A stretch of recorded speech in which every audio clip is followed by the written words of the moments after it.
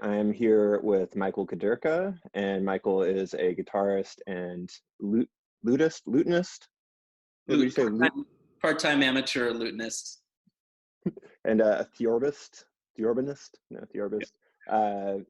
Cool. And Michael's specialty these days is really in microtonal music, and he's the CEO of a new company called MicroTone, and they're producing guitars with interchangeable fretboards for different temperaments. And so a lot of what we're going to dive into today is going to be microtonal guitar and microtonality in general.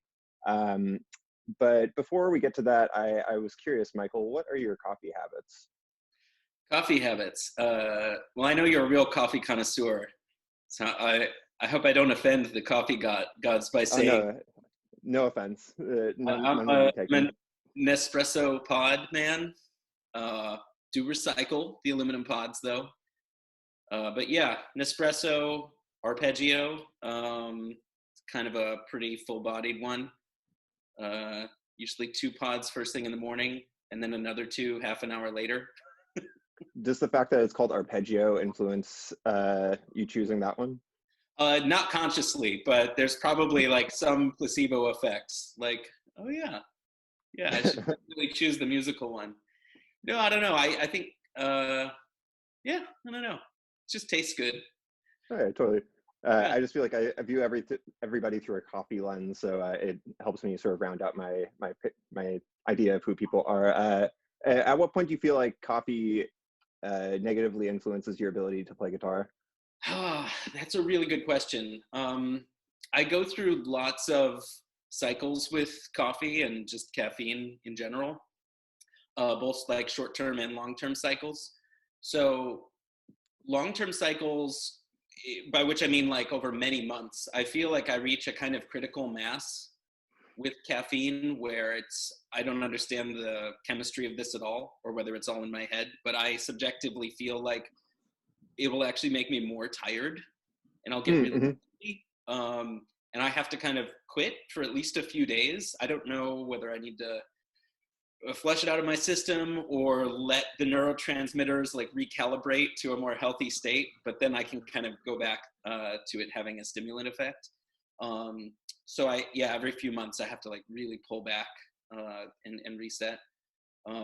Negatively influencing guitar playing, it doesn't ever make my hands jittery, so that's not so much an issue. I'd say it's more more that long-term thing. Also, I'm getting older, I guess, as we all are, right? But I'm like 42 years old now, so I feel like I'm getting to the point where I have to have a time of the day after which I don't have any coffee, which was not the case when I was younger, or else it interrupts my, REM sleep cycles, and I'll wake up in the morning feeling like I didn't get any sleep at all because somehow my brain is not flushing out toxins or something. And so, I have to be more careful in terms of time of day. Yeah. Gotcha. I was just speaking to a coffee expert, and he was telling me that if you go on a coffee fast, you're committing basically like microbial genocide in your gut. And so I was like, I will take the excuse to continue to drink too much coffee. But yeah, anyway, I was just curious about your microbial genocide is of the good microbes. It's not like, so you're losing the good microbes, not the bad ones.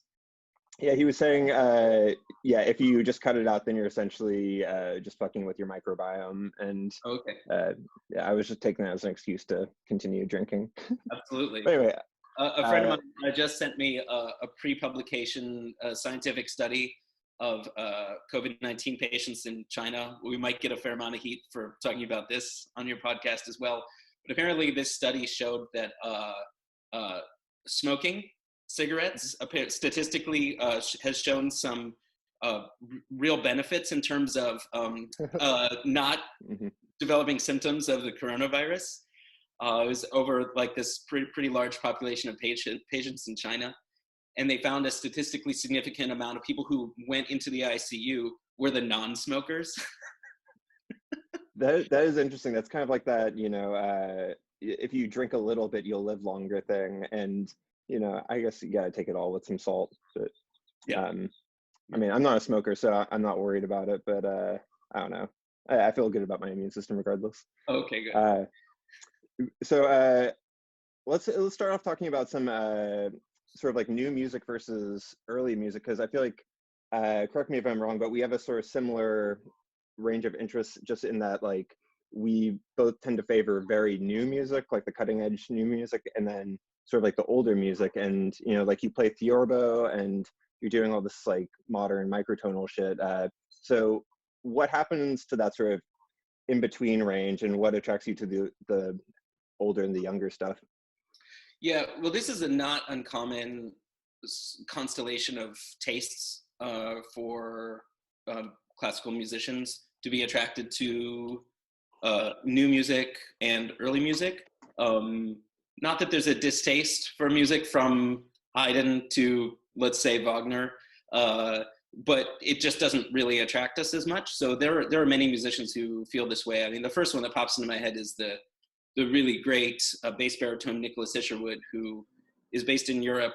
He's American, but he's lived in Europe for many years. And if you look at his recording catalog and his performances, it seems to be, you know, all sort of like Renaissance madrigals and Baroque opera, and then this big gap, and then just really like the most fascinating and experimental 20th and 21st century music. And there are many people that feel this way. I've talked to him. I had the chance to meet him and work with him because he was doing a semester of a semester-long residency at CalArts when I was studying there.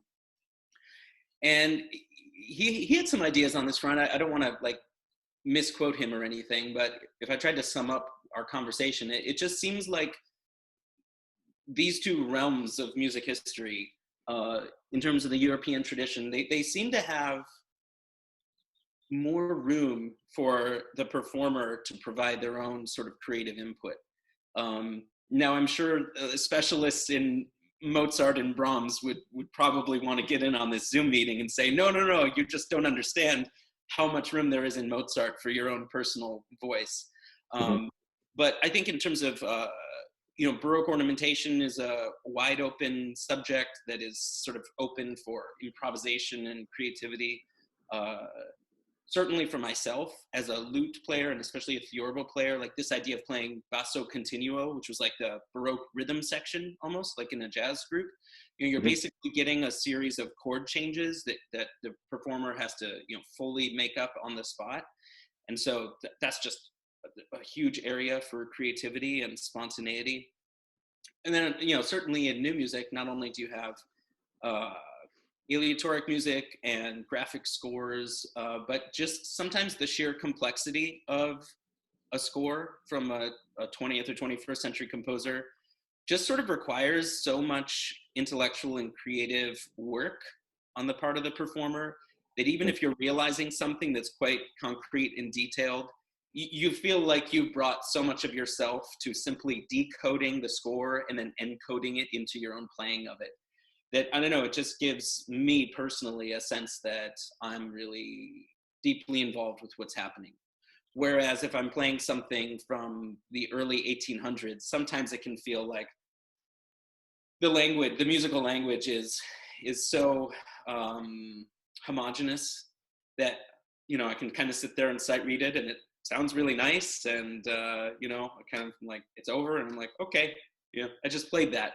But I didn't really have to bring all of my being to do it. Whereas with Renaissance and Baroque music and new music, I certainly do. Gotcha. What percentage of your playing would you say is the modern guitar, and like how much time do you spend on these older instruments? So the answer to that question would really change based on what year you're asking me. So you're asking me now in April 2020. And so right now, I would say 100% of my time playing and recording and practicing is on a fully modern, quote unquote, classical guitar, but like the modern Spanish guitar, whatever this weird instrument is that I play. It's 100% on that instrument with the interchangeable fretboards that I've been making with my company, MicroTone Guitars. So sometimes I will be using a fretboard that's a standard, normal 12-tone equal tempered fretboard that, almost every guitar on the planet has. And more often than not, I'll have some non-traditional fretboard on there, but I'm playing on that instrument all the time.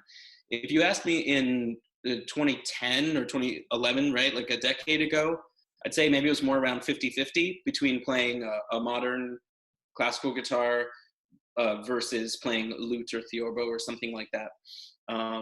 But yeah, I don't know. I feel like year by year, my musical life is just constantly flowing in different directions. And it's really taken a strong turn towards this instrument with these fretboards. Gotcha, very cool. Well, let's get into the microtone guitars then. And as a sort of segue into that, something that I've been saying for the past few years, because like, I don't know if you know, but I sort of like, after college, I took a break from guitar, and it was mostly because I wanted to investigate computer music a lot more. But I was going around saying like, oh yeah, guitar's a stupid instrument. I don't play it because it's poorly tuned. And that's an audacious thing to say, but like, I feel like I'm right. And so am I right or wrong that the guitar is a poorly tuned instrument? And are you coming to save the day with this problem? Well, you're absolutely right. And not only is it poorly tuned, but it's poorly conceived in just about every other way you can possibly imagine. And this is something that comes up in my teaching.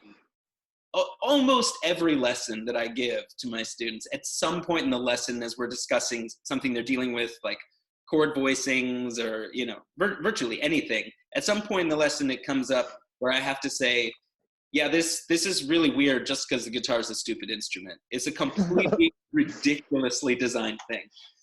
And, right? I mean, as a guitar, how stupid is it that all the strings are tuned in perfect fourths, and yet there's one major third, but it is not even symmetrical. Like they put the major third offset between the third and second strings. It's utterly ridiculous. So guitar players have to go through all of these like mental gymnastics, even in terms of what a basic interval looks like, right? It's the shape of a perfect fifth gear, but if it's between those two strings, it's a different piece of geometry that lays onto the fingerboard. It's utterly ridiculous. And we are not the first people to realize this. Even back in the 16th century, in Spain, there was a sort of relative of the lute called the vihuela. It was tuned just like the lute, played just like the lute, but it actually had a kind of hourglass body shape like a guitar instead of a pear shape like the lute. And this aristocrat, came to the same conclusion even then in the 1500s. Like the lute is a totally ridiculous instrument. It's all tuned in perfect fourths, and yet there's just one major third. Matters were slightly better because at least then the major third was situated on the two central strings, so at least it was symmetrical. But even then, you still have the same issues about intervals being different shapes. So he wrote this whole treatise, this whole thick tome, which was his attempt to perfect the vihuela. And he decided to tune all the strings in perfect fourths.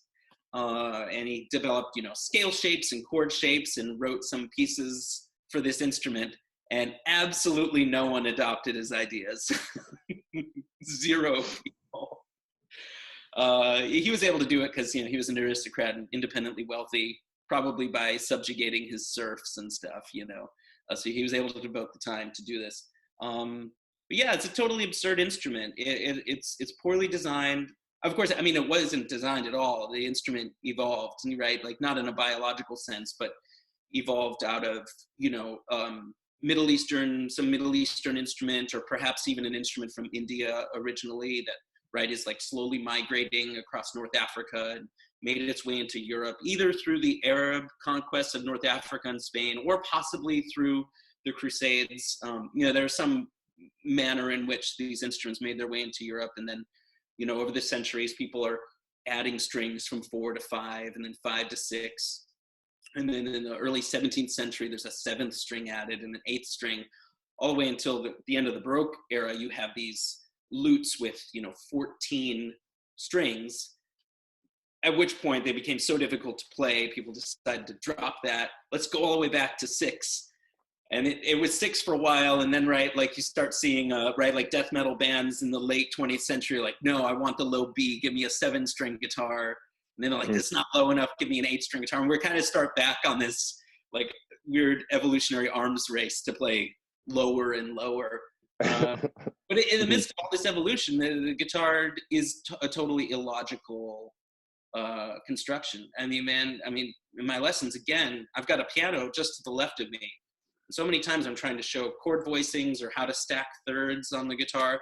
So many times I have to go to the piano just to say, look how clear and logical this idea is. Okay, here it is on the piano. It makes perfect sense, right? These are not even piano players. And then we have to come back to the guitar and say, all right, how do we map this very clear thing onto this illogical instrument? So to the last part of your question, am I here to save the day? Not entirely, because I'm aware of that mistake that the 16th century Spanish aristocrat made. And I know that if I come along and say, I've made a perfect guitar, you all have to forget what a minor 7 flat 5 chord shape is like and learn all new chord shapes and all new scale shapes. I know that that will never work because there is this kind of cultural inertia to the way people play an instrument. And no single person, I think, is really going to upend that kind of kinesthetic feeling we have from the very first riffs or chord we learned, whenever we first picked up the guitar. So I can't fix that. But definitely I'm trying to make it play more in tune because that is, I think, something I can do because these fretboards, even though they look really strange, they have split frets and little micro frets sometimes, which are just for one string to really intonate things. In terms of what you're doing in a cognitive and muscular sense when you play, it is really identical to the way you play guitar. And when I've handed these instruments to people or taken them to conventions for large numbers of people to play, they walk up and they see the fretboards and they think, this is crazy. I don't want to try it because I'm going to sound terrible or I'd have to practice for a year to be able to play it. And I have to encourage them. I'll just say, trust me, just if you have to close your eyes or look away from the fretboard, just play the way you normally do. And they start playing and universally, these guitarists are shocked because they say, I'm just putting my fingers down in the normal spot and I'm not playing any wrong notes and I'm not getting lost or anything. And part of the reason for that is that the adjustments that are being made to the pitches from equal temperament towards something that are more in tune, they're in terms of the spatial distance are quite small. It's not like any of them are as far as a whole fret. You're never going to get off by a fret. But acoustically, that small adjustment leads to like really significant improvements in terms of the harmonicity of the harmonic series coming from a bass string and how an upper, fretted note might intersect with that harmonic arrangement. And so I think that's a sense in which I guess I'm coming to save the day, along with my other two business partners. One of them's a computer coder, the other's an engineer. And yeah, we're gonna save the day in terms of tuning and intonation. Gotcha. I mean, that's a big day to save, and it sort of helps out with my main qualm with the guitar. So did you ever have like a struggle of identity with being a guitarist and just like realizing that you chose a shitty instrument? Oh, more times than I can possibly imagine.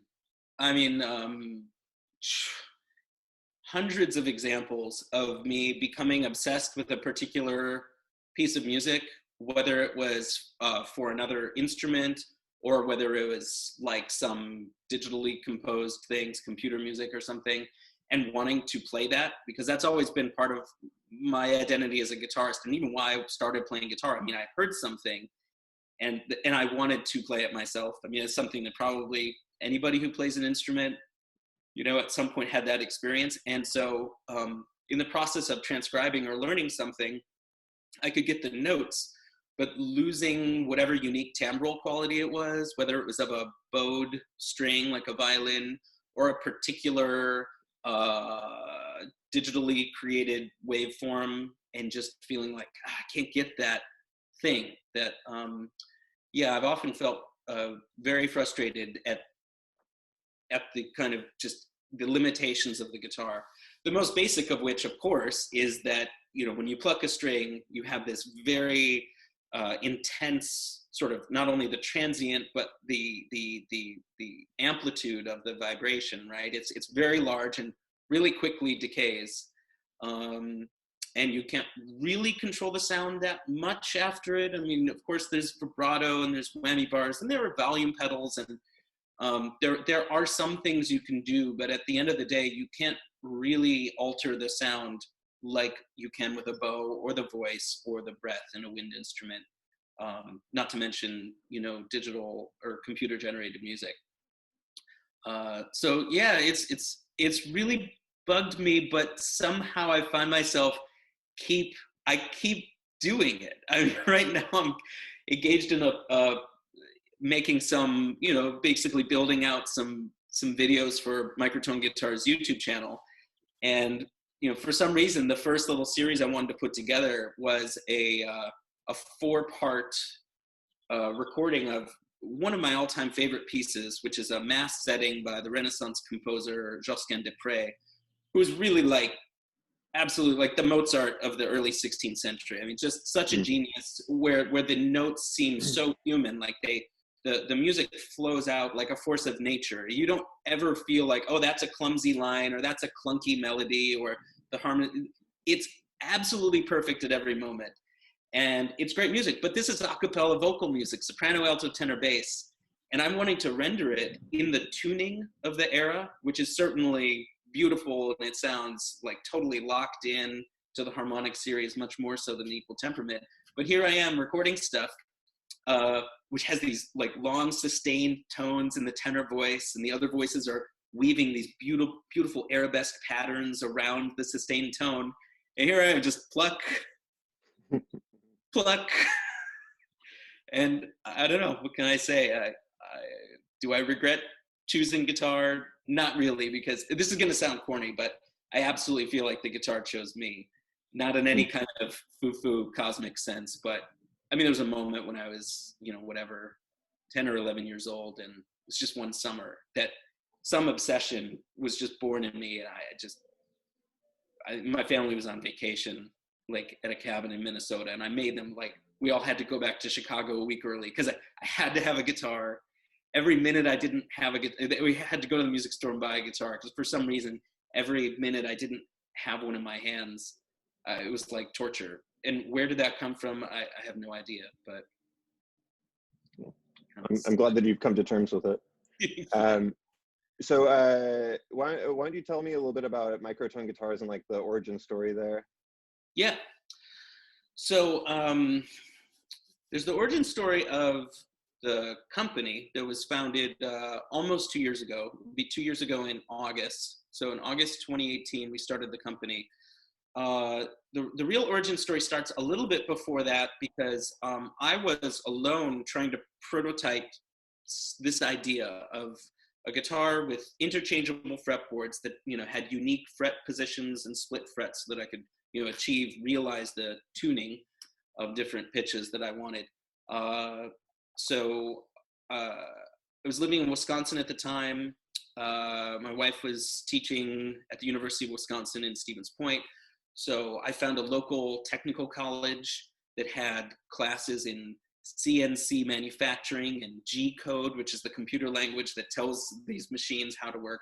And so I was taking classes and learning this stuff, because I knew fundamentally that the precision I required had to really be done by machines.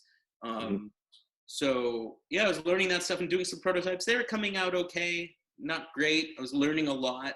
I had some early prototypes, though, that I showed to a friend of mine who was one of my roommates when I was at CalArts. His name is Scott Knudstrup. He was also a guitar major there. We were both studying with Miroslav Tadic there at CalArts. And, you know, he thought, this is great. You know, like so many guitarists, he knew there was something really kind of off about the intonation of a standard guitar fretboard.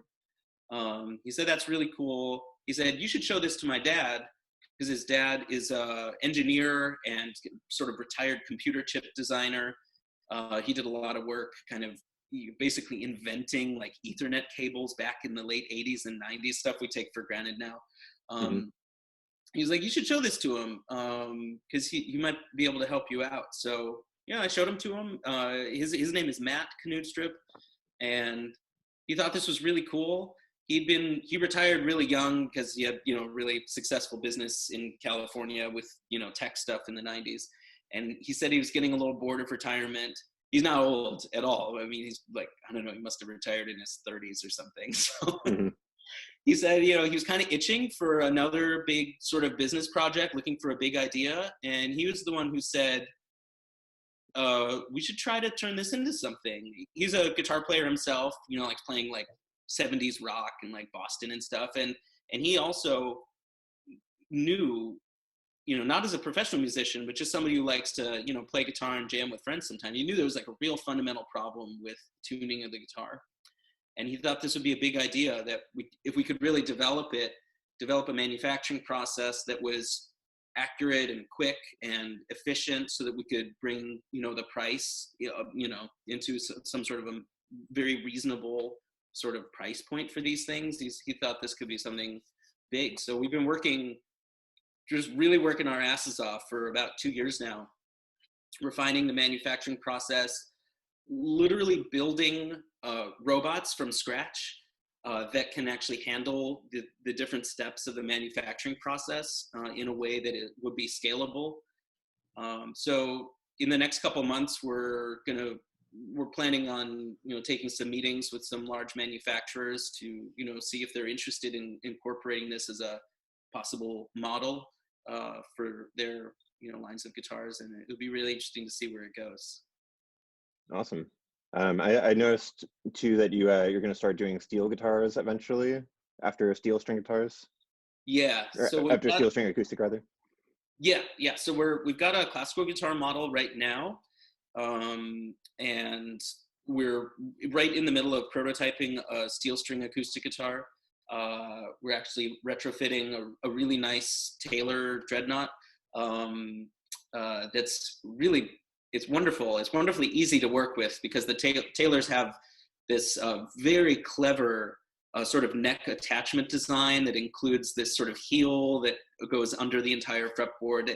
They really have some very clever engineering to their guitars, which is really conducive to our process, because it makes them really easy to work with, which is great. Mm-hmm. Unlike the classical guitars we've been working with, which are built in a very traditional Spanish style, they're beautiful, but they're very hard to work with, because they're like, nothing's bolt on. It's all like old school hide glue everywhere, and it's tough. So yeah, we're working on making a prototype out of this Taylor guitar, and we're gonna see how it goes. I'm really excited about the steel string acoustic, even though I don't really play steel string personally. I mean, I'm a classical guitarist through and through. I wish I could play steel string, but when I do, the steel strings kind of shred my nails a bit. Yeah. Mm-hmm. Mess them up, which is sort of a bummer. I love the sound of them, but I'm really excited about what our fretboards are gonna achieve on a steel string, because the harmonics, all the partials of the strings are really even much more rich than on a classical guitar. So the benefits we're gaining by intonating, you know, higher fretted notes to the harmonics of the lower bass notes will be really, I think, even more pronounced on a steel string. Maybe we're projecting maybe about 6 months from now, we're going to be ready to start prototyping an electric guitar. And I think that sort of benefit we get from steel string guitars is going to be even more exaggerated in an electric guitar, where you have that sustain and usually significant amount of amplification, where those really harsh, dissonant, sort of almost difference tones that occur between the harmonics and fretted notes, I think I'm anticipating it'll be really gorgeous and satisfying to have those intonational errors like really fixed. So, Man, yeah. I'm very excited. I can't wait to play one and throw a delay pedal on that shit and get some sparkliness. It's so sorry. It'll be totally transcendental. I mean, I need to put a warning sticker on these things. I'm not even kidding, because they are genuinely addictive. Like, seriously, like as soon as you play in like some, you know, pure tuning, and you go back and play your equal tempered fretted guitar, almost immediately you'll just say, man, this sounds like absolute dog shit. I can't play this anymore. Yeah. Man, yeah, I hope that you word your warning in some sort of conspiratorial, you know, like 433 hertz type of manner. Right. But so with these fretboards, they actually pop out, and then you pop in a new one with the correct tuning. So how many different temperaments have you been working with, and what are the applications of those? Yeah.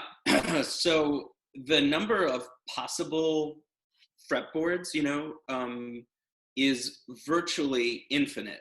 But just because the theoretical possible number of tunings is infinite doesn't mean that there isn't a much smaller practical number. So the number of tunings that I've been working with, and I should say I've been working with in terms of in our company, is a larger number than I would even recommend to any one guitarist. Mm-hmm. So the way I think of it is right now in my kind of tunings folder that I have on my computer to generate these fretboards, it's probably around 24 or so different like tuning systems that I have. For a sort of average run-of-the-mill everyday guitar player, I would say they would probably do just fine with 4. Mm-hmm. Unless, I would anticipate though that someone would get to the point where they maybe hear something or want to experiment with one of the other tunings, and then they can always order another fretboard later and add to their collection. But I would say 4. Like, so for example, for the last year, all of my recitals I've been doing on just 4 fretboards. So, usually my concerts are split into 2 halves with a little intermission. The first half, I will come out on stage with, 1 fretboard, and I'll have the others just sort of set up on a little table off to the side of where I'm playing. And I'll do a sort of set of pieces in a particular tuning. And then I'll switch out fretboards. It takes about 5 seconds. It literally just sort of slides right out, and the other one slides in. They're held on magnetically, so there are no moving parts or anything to like mess with. I'll switch the other one, and I might have to make some tiny adjustments to the tuning of the open strings as a given temperament, maybe changes. But the changes are very slight. Not even anything like, when you go to drop D tuning and your low D string wants to return to the E, none of the changes are nearly as large as that. So I'll check my open strings, do the next set, intermission, and then kind of the same thing in the second half. So like the last concert I played right before the coronavirus lockdown happened was, of all places, in Seattle. I played this concert like basically a week before the news came out about that nursing home in Kirkland, Washington. And in that concert, I did what was, a somewhat conventional classical guitar program, but my take on it was that I'm going to play a fair amount of standard classical guitar repertoire, but I'll be doing each of the pieces in the tuning of the time it was written, as opposed to the way most people do it, which is this very anachronistic idea of, well, I'll play Renaissance music in a very 20th century tuning, which is equal temperament. Then I'll play Baroque music in a 20th century tuning. Then I'll do a classical piece in a 20th century tuning. I was like, well, why? Let's hear these things in the tuning of the era. So yeah, I would come out with, my fretboard that was, in the Renaissance tuning, and then I would switch to the Baroque tuning fretboard, and then I would had my classical era fretboard. And, actually, now that I think of it, the Seattle concert I did on just 3 fretboards. So yeah, I had the Renaissance, the Baroque, and the classical tunings. And then in the second half, I did a modern piece that was written in 1994 by the really great, if not greatest, living classical guitar composer, in my opinion, Dušan Bogdanović, who teaches in Switzerland now and used to teach in San Francisco for many years. And I did a piece that he wrote in the 90s, but I played it in the Baroque tuning because the particular sort of modal language that he was using in this piece, full of really rich thirds and sixths, and it's just beautifully manifested in a Baroque tuning. So I hope that answered your question. Virtually infinite number of tunings in the cosmos. Mm-hmm. I'm working with about 24 right now, but certainly that'll expand. But for actual performers, talking about a concert, I'd say 3 or 4, or for that matter, you could do a whole concert on just one. And then if you have a concert the next day, you could do that on a different fretboard. That's kind of how I'm thinking of it. Gotcha. So with these different tunings, how do you break them down mathematically? Like what makes something a Renaissance tuning? Yeah. So so the sort of historical development of the European tunings starts really back with Pythagoras, who was, as we know from whatever junior high or elementary school, there's like the Pythagorean theorem, which I don't actually remember right now. I'm sure your listeners will be saying, well, of course, it's the square root of the side. I don't even know. Okay. So there's Pythagoras, right? This noted Greek mathematician and geometer, but what many people don't know or don't learn in their math classes is that he was also deeply, deeply interested in music and the mathematics of music. So a lot of the work that he did, or as we understand it today, had to do with the relationship between proportional string lengths and their resultant sonorities, right? So there's this really like deeply fascinating relationship between geometry and music, right? So to sort of make a little bit of a long story short, one of the insights or discoveries that Pythagoras made was that when you take the interval that we would today call a perfect fifth and tune it absolutely pure, a few interesting things happen. For one thing, in our modern language, we know that there's a frequency ratio of 3 to 2. The upper note of the perfect fifth is vibrating 3 times for every 2 times of the lower note. There's also a geometrical relationship, which is that if you have 2 strings that are the same material and the same tension and everything, like let's say you have 2 strings and they're tuned identically, they're the same in every way. If you put a little bridge or a fret, for that matter, any kind of stopper, at the 2/3 length of the other one, you'll go from the unison, and you put the little bridge in there at 2/3 of the length, and you get this perfect fifth relationship. So there's this interesting sort of inverse relationship between the upper note is 2/3 of the length, but then the frequency ratio is that the shorter string vibrates 3 times for every 2 times of the lower. Well, that's kind of the starting point for the so-called Pythagorean tuning. And what he discovered is that if you proceed in stacking this particular frequency ratio or geometric relationship, and you could take the shorter 2/3 string and perform that operation again, 2/3 of that, and then take that new string, 2/3 of that, and 2/3 of that, and so on and so on. You notice that when you do that 12 times, you reach a new pitch that is incredibly close to your starting pitch. Now we're going to assume that you may bring things down, transpose by an octave or something. We're going to assume octave equivalence for now. You get to a note that is very close to the starting pitch, but not identical. This is really counterintuitive, I think, for any sort of modern musician who's been trained at a school of music or conservatory or something. We're very used to thinking of this idea of the circle of fifths. You stack 12 perfect fifths and voila, you end up right back where you started. That's not the case. That only works because our fifths on a equal tempered piano, they are tempered. They're flat slightly. When you tune them pure, you can think of it, instead of a circle of fifths, it's more like a spiral. You end up, relative to equal temperament, spiraling out. The new note you get to after 12 of them is sharper than where you started. And the difference, it's very small, the difference between that new 13th note, the sharper note, and your starting note, that little microtonal interval is called the Pythagorean comma. And basically all that our equal tempered system does is that it divides that little tiny interval into 12 incredibly small parts and narrows each fifth by that amount. So that when you go around, instead of spiraling out progressively, it neatly closes as a circle. Okay, let me see if I can get back to your question, which is, what's your Renaissance fretboard? I have to go back to Pythagorean tuning because it's the basis of all the European tunings up until the just intonation experiments of the 20th century. So like many ancient Greek and Roman concepts, they became really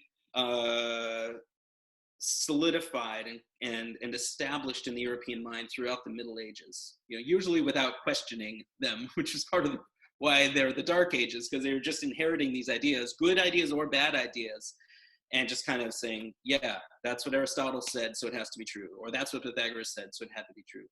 So in terms of musical practice through the Middle Ages, musicians were using as their pitch, universe, this Pythagorean tuning.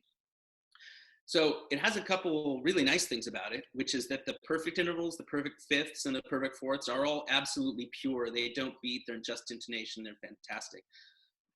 One byproduct of this, though, is that what we would today call the, like the imperfect intervals, the thirds and sixths, the resultant thirds and sixths. For example, if you go from C to G, that perfect fifth, and then G to D, and then D to A, and then A to E, and compare your starting C to the resultant E, the E that emerges from stacking pure fifths is extremely far. In fact, it's much sharper than a pure major third as it arises from the overtone series. Mm-hmm. It's horribly out of tune, really like awful sounding. This is one of the reasons why music of the Middle Ages and the late Middle Ages really avoids those intervals and actually considers them dissonances, which is counterintuitive for kids, freshmen in music history class. So like, why did they consider them dissonances, but Bach doesn't consider it a dissonance? And the answer is, in the 13th century, it was incredibly dissonant because of the tuning system. And through a variety of tempering and other things that we'll talk about in a minute, that interval became consonant. It wasn't just a change in taste, as is sometimes taught in music school. There was an actual physical difference, literally like a vibratory difference between C and E in the 13th century and C and E in the 16th century. The earlier one is quite dissonant, and in the 16th century it's consonant. Okay, so to your question about the Renaissance fretboard, how did it become consonant? Well, you think about that chain of purely tuned perfect fifths, how when we stack them, we get that really awful major third. Mm-hmm.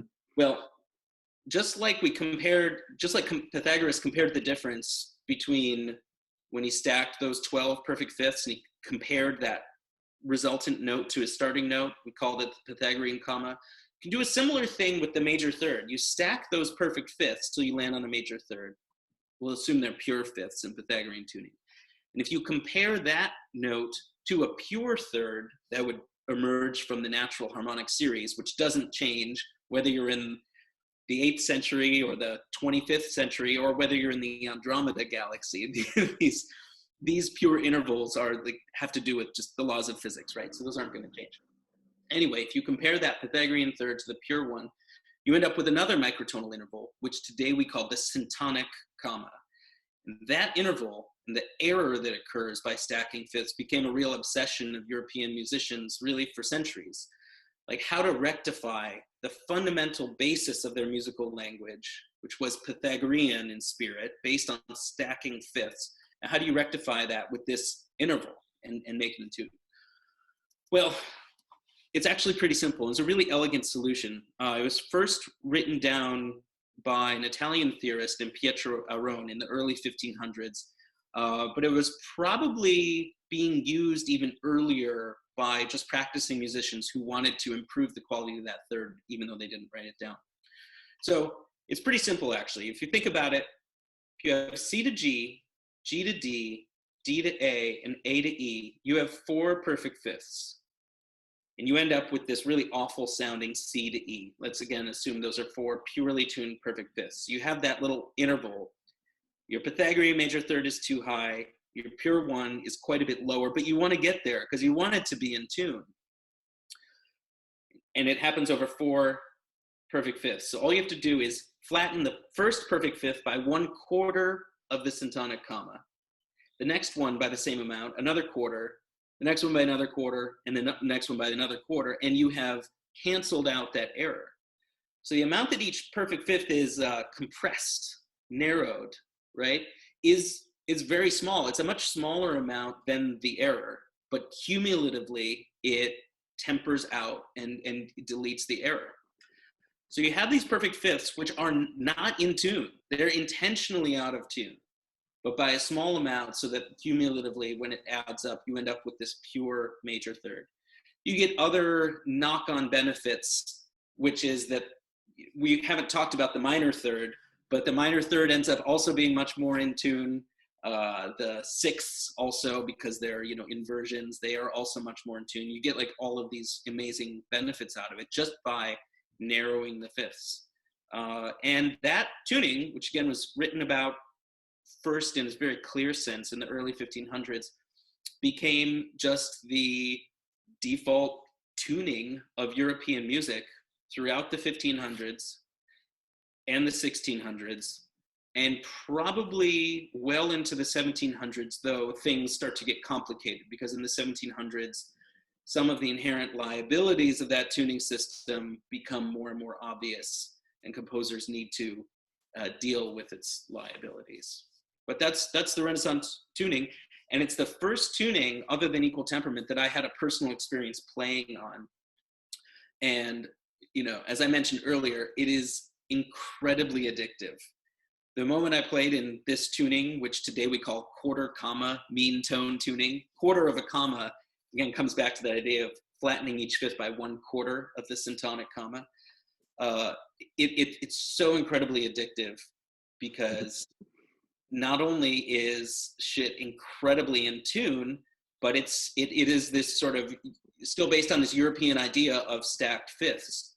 So, you know, myself being a, you know, European, I mean, I'm American, but, you know, classically trained one who plays a lot of, you know, music in a European language, you know, I could just immediately, you'll play even normal chord progressions. I mean, like literally even like a 1-4-5 chord progression in quarter comma mean tone tuning is like, wow, it sounds so good. I could listen to this all day. It completely rejuvenates the musical language, in my opinion. Now, does it translate to all different keys the way that equal temperament is supposed to?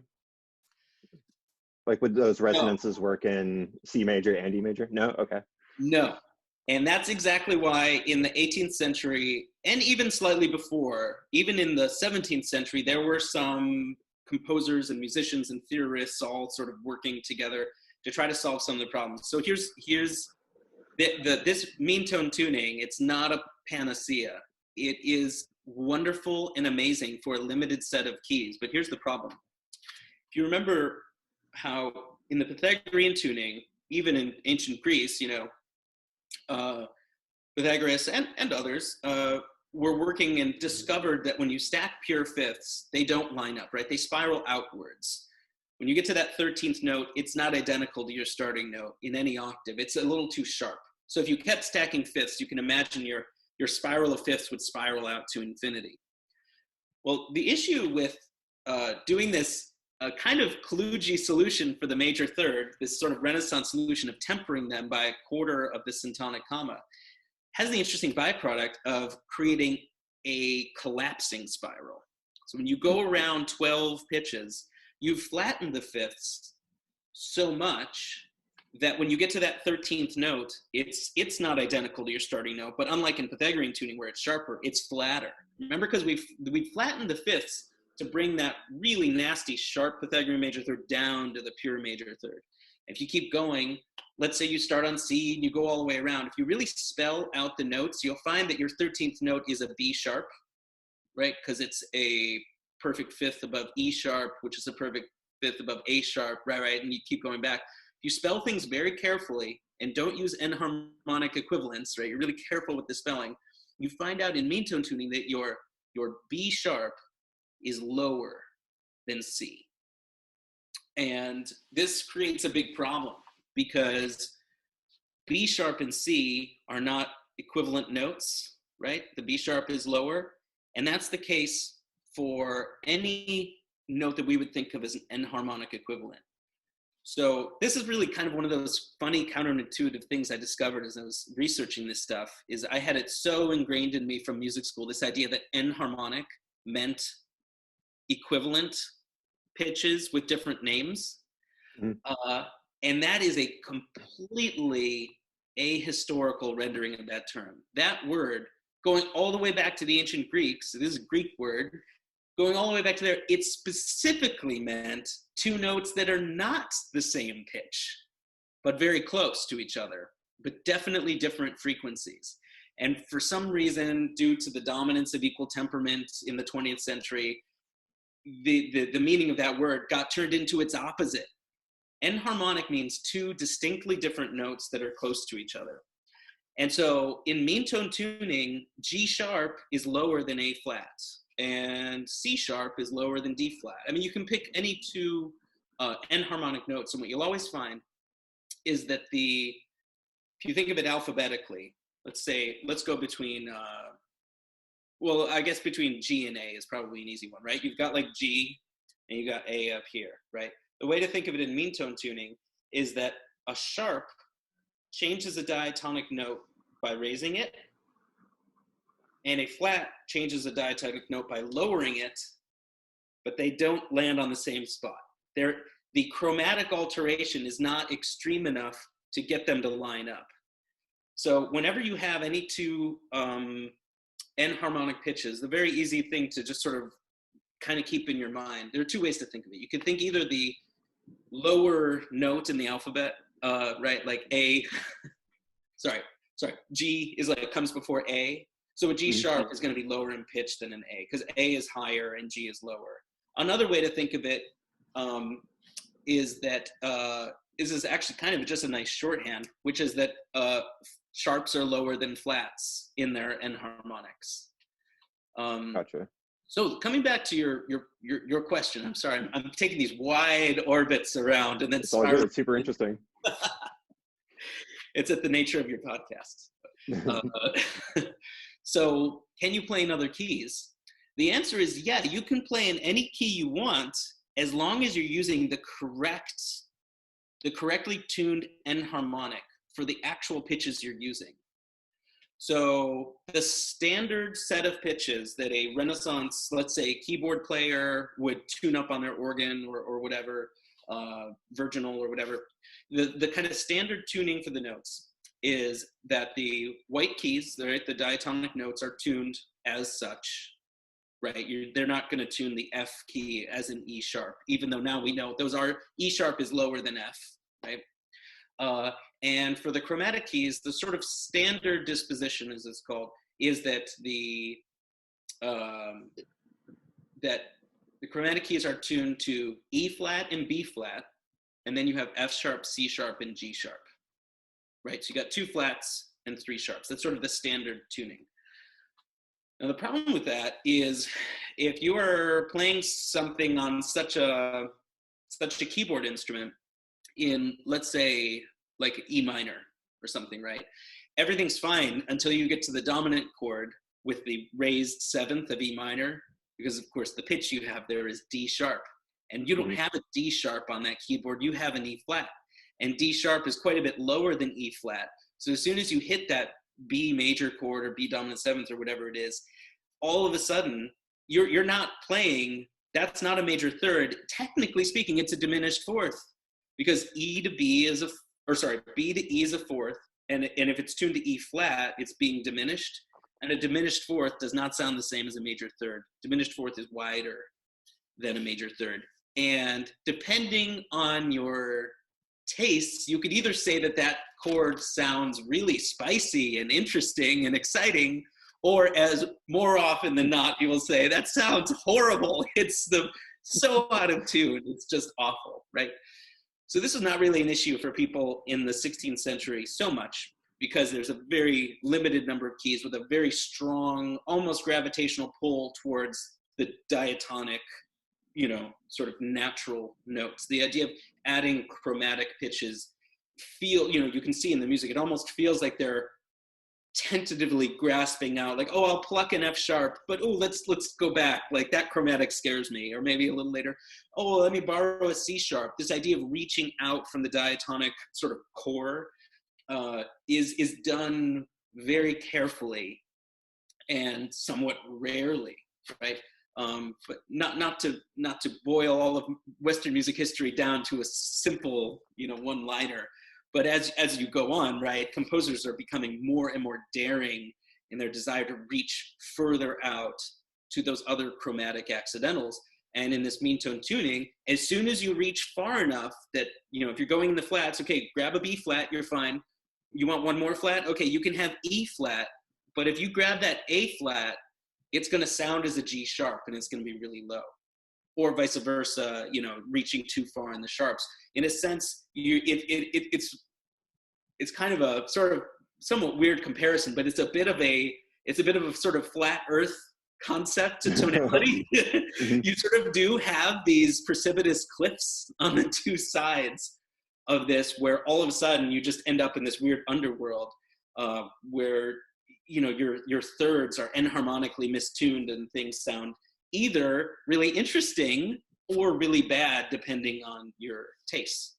You do see some examples of the breakdown of the mean tone tuning system in the 1600s, especially, with composers who, depending on which musicologist you talk to, I tend to agree with the ones who say there are composers who are intentionally using the sort of quote unquote wrong enharmonic to create a kind of musical drama and deeper level of color. So, you know, sometimes that misspelled major third being very dissonant and sort of spicy sounding. The flip side of that is if you go too far on the flat side, what tends to happen is you end up with minor chords where the minor third is the opposite. Instead of being too sharp, it's way too low. So like in mean tone tuning, if you played an F minor chord, the F and C are fine, but your A flat is tuned to a G sharp. And so it's way too low, but you end up with this almost like a just deep down blue note kind of feel, like a real, Mhm. like old, like real Delta bluesy kind of, like that's so flat that it's almost good. It's like a real deep, low minor third.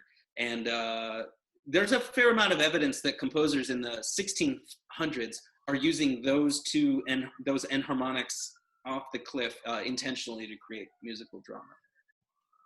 Very interesting. So we're getting up here on an hour. Do you have a little bit more time to talk, or are you I have an strapped for infinite time? amount of time. Beautiful, cool. So I wanted to do a sort of like microtonal hot takes with Kudirka type thing.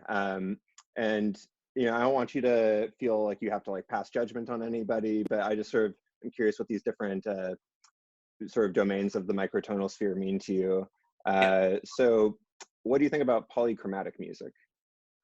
Polychromatic music. Why don't you, I don't know what I think of that enough yet. I probably know of it, but why don't you fill me in on how you think of that? Basically, it seems like the music's usually done on these controllers that are like kind of like black and white Oh yeah, tessellations are of, you and like then it's, hexagonal, the keyboards with like the hexagons and stuff? yeah, Yeah, and I guess there's some element of like basically trying to make the notation a little bit more intuitive by adding color to it. So there's a dimension where the very flattest is red and the very sharpest yeah, is, I guess, like ultraviolet. And so it's supposed to be a more intuitive way to navigate, like, you know, 72 divisions of the octave or whatever. yeah, yeah. Which is a nice number of divisions, by the way. Yeah. Yeah. So yeah, I wasn't. I'm familiar with that stuff. I didn't know the terminology of it. So, but yes, so I know people who like have worked with those kind of keyboards. I've you know, I'm aware of it. I've seen it. I have nothing but admiration and respect for all of the work that goes into that, both from a technical standpoint and that it's being motivated by, you know, sincerely felt, you know, like the physicality of these sounds and a desire to weave together something better. And, I mean, which is not unlike what I'm doing, right? Like there's a real physical manifestation of these things, and also notationally, like, right, like making something that's just less janky than our weird notation system, which, you know, even our notation system is based on these fundamentally Pythagorean ideas that break down, right? It is like it's not well designed, right? Because it's evolved, right? So, but getting to the judgment side, with, you know, with the caveat that I have nothing but respect for it, those efforts strike me as being oh gosh. They strike me as being utopian almost in their kind of concept. Mm-hmm. And I've got nothing wrong with utopia or utopian ideals, except when the people engaging in these things forget that they don't actually really make much change in our world. I hate to sound so pessimistic, right? But I mean, near the beginning of our conversation, I mentioned this 16th century Spanish aristocrat who saw the inherent liabilities of the guitar-like instrument at the time and wrote this very, very well thought out utopian way to perfect the guitar, or the vihuela, it was what it was called, right? And it had absolutely no effect, right? Like nobody was able to drop what they were doing. And I think because it comes back to this idea that, I don't want to speak for all the arts, but let's just say music specifically, since that's what I know about, right? There are all these really interesting intersections between our inheritance, by which I mean the things we picked up when we were kids before we even know what were going on, or even like as teenagers, just like learning, you know, Megadeth riffs, if you're me, or I don't know, maybe you too, I don't know, or whatever it is you're learning, right? We're picking up and we're absorbing all of this stuff that the previous generation had also just picked up and absorbed. And yes, as adults tried to work with and change, but like when you really look back on it, you start to get really tripped out by how deep the roots are, like especially with like the European tradition. You know, really going back to like, you start like seeing like, oh my God, like that Megadeth song, it has fundamentally Pythagorean roots that are based in the 4th century BC, you know, on a little island in the Mediterranean. And you start to sort of get a sense that the individual, like, yes, has, I suppose, agency. Not that I want this to turn into a conversation about free will or anything. Anyway, that's a short conversation. It's an illusion. Okay, moving on. But you do start to have a sense that like music and like this art form has this just is massive inertia to it. And yes, we want to try to improve things, but these concepts about reinventing notation or inventing radically new instruments from whole cloth, they just strike me like that Spanish aristocrat, you know. I have to mention this one little sort of related story, and I can tell this little story because it's about someone that I have so much respect and admiration for, and genuine love and affection, which is my old music theory teacher from USC, who now I consider a great friend and collaborator, Brian Head. I don't know, did you ever have Brian Head? I studied with him. Okay. Brian's amazing. He's amazing. Could not have more respect for anyone, right? And yet, not that he's implemented it yet, but there was a time, and this was a while ago, this was over 10 years ago, when he was kind of showing me on a chalkboard, he was like, I've got this great idea to renotate all of Western music much more intuitive way. He's like, think about it. All of this music is just 2 whole tone scales, right? You've got the one whole tone scale, or you've got the other whole tone scale that intersects it. So we should have, let's see, what was it? A 6-line staff, kind of like guitar tab or something. And all the lines in any octave are 1 whole tone scale. And right, so going from a line to a line is the whole step, right? And then the next, and all the spaces are the other whole tone scale. And you wouldn't need any sharps or flats because that's all the notes. You see what I'm saying? Like, now I don't on your podcast, I don't want to give the impression that he was, I don't know how serious he was being about, let's typeset everything in this new system and burn all, he obviously wasn't saying let's burn all of the music scores and in favor of this new whole tone one. But it's I just bring it up because it's one of these related ideas. It's a fantastic idea. It's more intuitive, you know, more elegant. It's like in some ways a better designed system. I mean, of course, if we dug into a little bit, we would find there actually are some problems with it that have to do with enharmonics, right? Like we were talking about earlier, because A flat is not the same as G sharp, which is not preserved in the whole tone, but is preserved in our, you know, standard European notation. But anyway, let's say Brian had got some sort of brain-eating virus and he decided this was really a really good idea and he should really devote the rest of his life to doing it. I would scrape together whatever money I've got to bet that it's going to be a dismal failure, because no one is going to be able to like really dig under the weight and the mass of this musical tradition and just kind of like say, yeah, I just flipped it. You know, I went over to Mount Everest with a crowbar and I popped it up. Like, no, it's like this big thing. So I think we should engage with it and work with it, but not get too like heady with our ideas that we will, in some utopian sense, like fix it. Right. Okay. Yeah. So it's that's funny. I had a brief little email exchange with Brian about MIDI guitars, and towards the end of it, I basically asked a similar question to what I asked you about, like, you know, how do you reconcile the guitar? And at that point, the email conversation ended.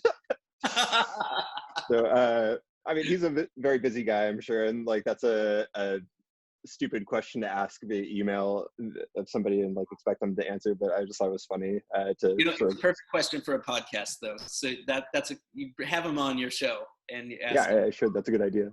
It's gonna have to be a 6-hour episode though, for real, because that is a big I mean, if he's willing to give me 6 hours, I'll take it. So the next hot take I'm wondering about is basically French spectral music. Yeah. So French spectral music, I wouldn't consider myself an expert, but I feel like I have enough familiarity with it to say, similar to your previous question, like I would just start off with mad respect for all these, you know, brilliant, creative, wonderful musicians who are, you know, creating new art and music, you know, according to these principles, you know, just nothing but respect and like, great. If I were to flip over quickly to the, you know, put my critical hat on, and I'd be willing to be wrong about this. Like, you know, if you have some place where like a comment thread, you know, where somebody listens to this and says, oh, I have all these comments to show how Michael Kudirka doesn't know anything about spectrum music, I would still go ahead and say my sort of criticism in general would be that I feel like it, at its core, I'm just waiting for the comments about how I don't know what I'm talking about to come in, but here we go anyway. Seems to me like it's based on this idea of, right, like digitally or in some electronic way analyzing some harmonic spectrum of some sound or some instrument or some other, you know, aspects of the natural resonance of frequencies in some manner. I'm sure there's a wide range of applications depending on who it is or when it is. And then basing a lot of the formal or structural elements of the composition, they're being generated from this sort of acoustic instrument information. That might be a terrible synopsis of what seems to be going on, but maybe that's what I understand it to be. So. Okay, let's kind of go with that. My criticism of that, not that I even want to criticize it, but it's hot takes, right? It's hot takes. Yeah. You're demanding microtonal hot takes. Microtonal hot takes. You're demanding that I criticize it. Okay, so here goes.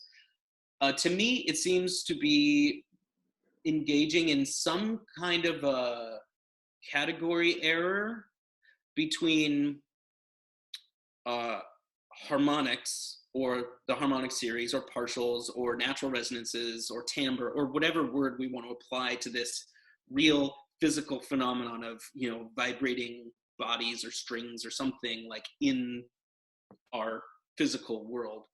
And in applying those phenomena towards other elements in the time dimension that don't we shouldn't assume automatically carry deep analogies. Let me see if I can tell you what I mean. So let me make a reference to, you know, I referenced a composer that I just think is one of the greatest guitar composers, Dušan Bogdanović, earlier. Another composer I want to mention who I've worked with a lot is a composer named Jeffrey Holmes, who, for my money, is just right at the top of a living composer writing right now, that is just not only at the top of his game, but just like really kind of near a sort of peak of just artistic and creative and just excellence. I mean, just excellent in every way. Not engaging in fads or how can I get the next commission, but absolutely committed to a deep quest for just what is the greatest music he can write. Okay, so one of the many things that I respect about what he does is that his approach to time in music, even though there are certainly mathematical elements to the pacing and the duration of, you know, the whatever units are in the piece, Mm-hmm. he, from the start, sees those things as needing to play out in terms that actually engage with our just human biological reality. Like, Mm-hmm. again, kind of sort of unintentionally, I promise you, sort of like a recurring theme of our conversation, which is that we can't just automatically cast off our inheritances. Like the guitar, for example, terribly designed instrument. Nobody would design that one, but it evolved, right?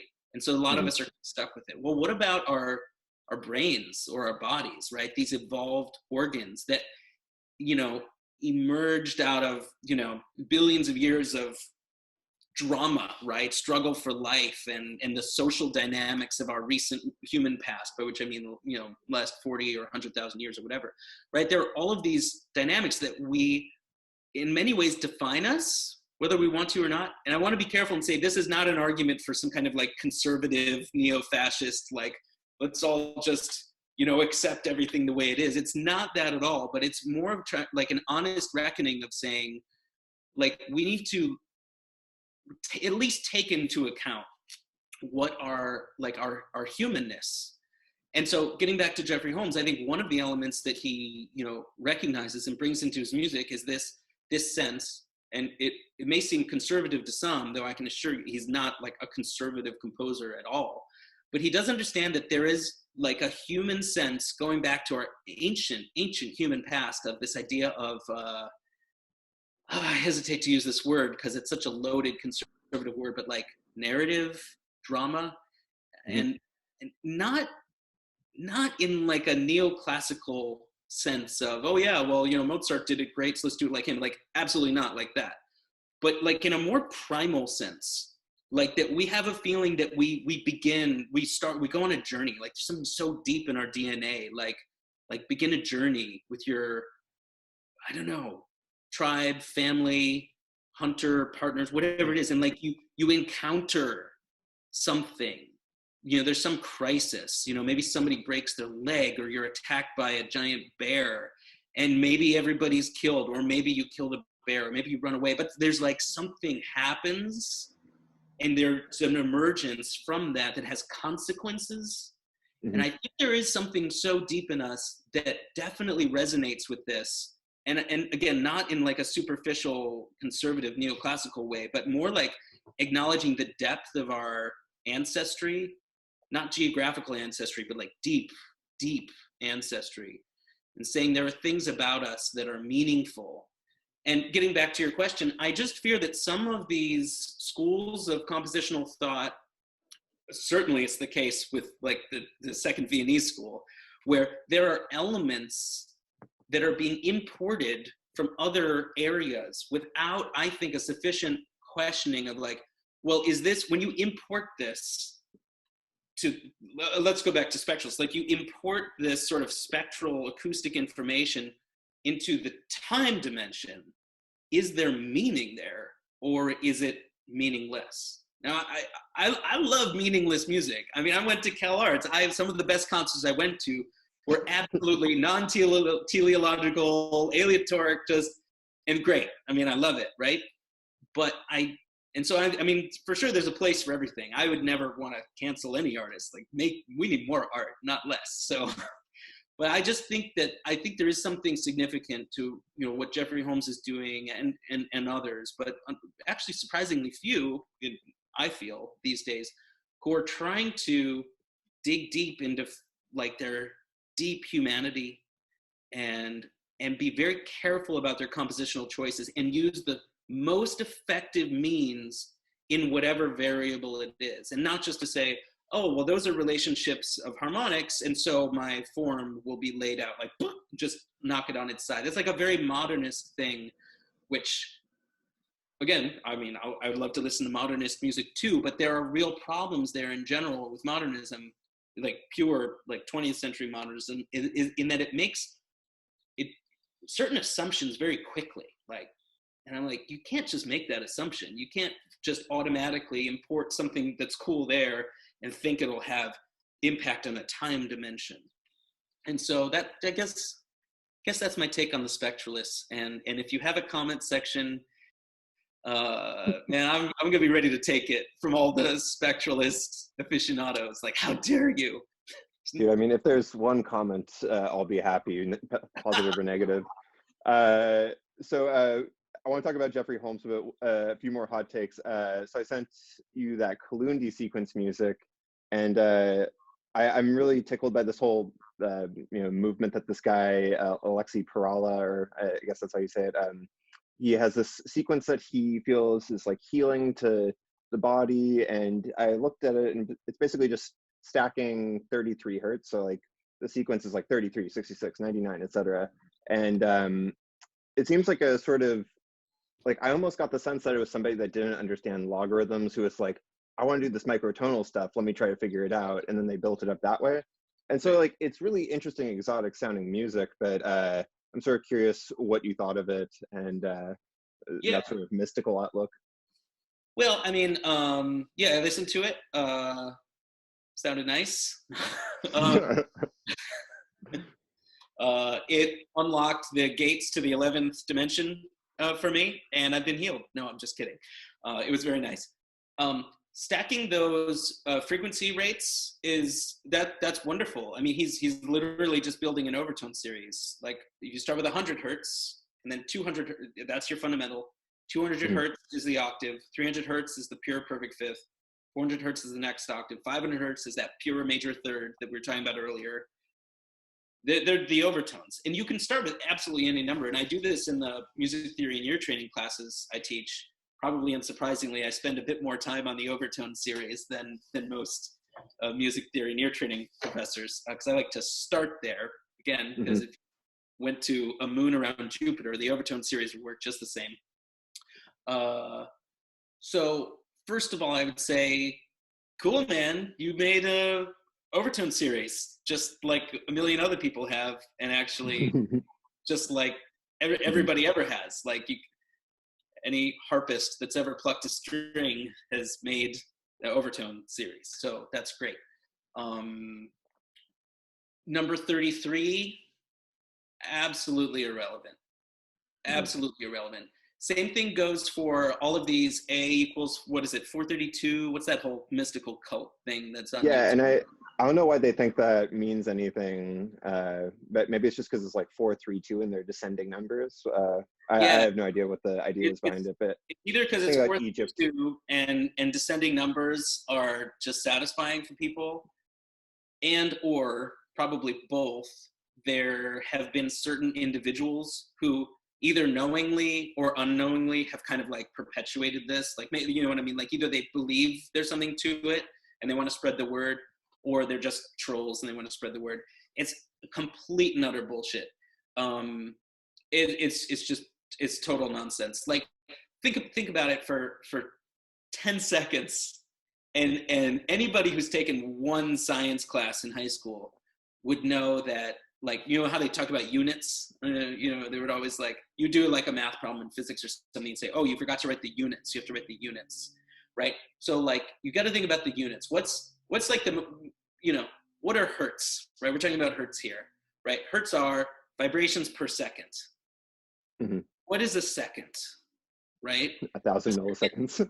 Yeah. But even worse than that, it's a completely arbitrary made-up unit of time.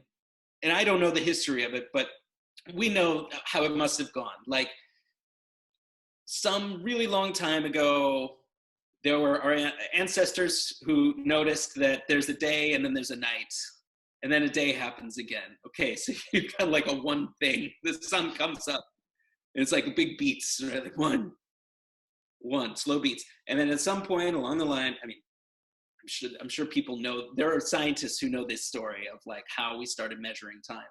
Blah, blah, blah. At some point, somebody divided into 24. Why 24? Well, it's kind of convenient. You can divide it by 2 or 3 or 4. It's like convenient mathematically, whatever.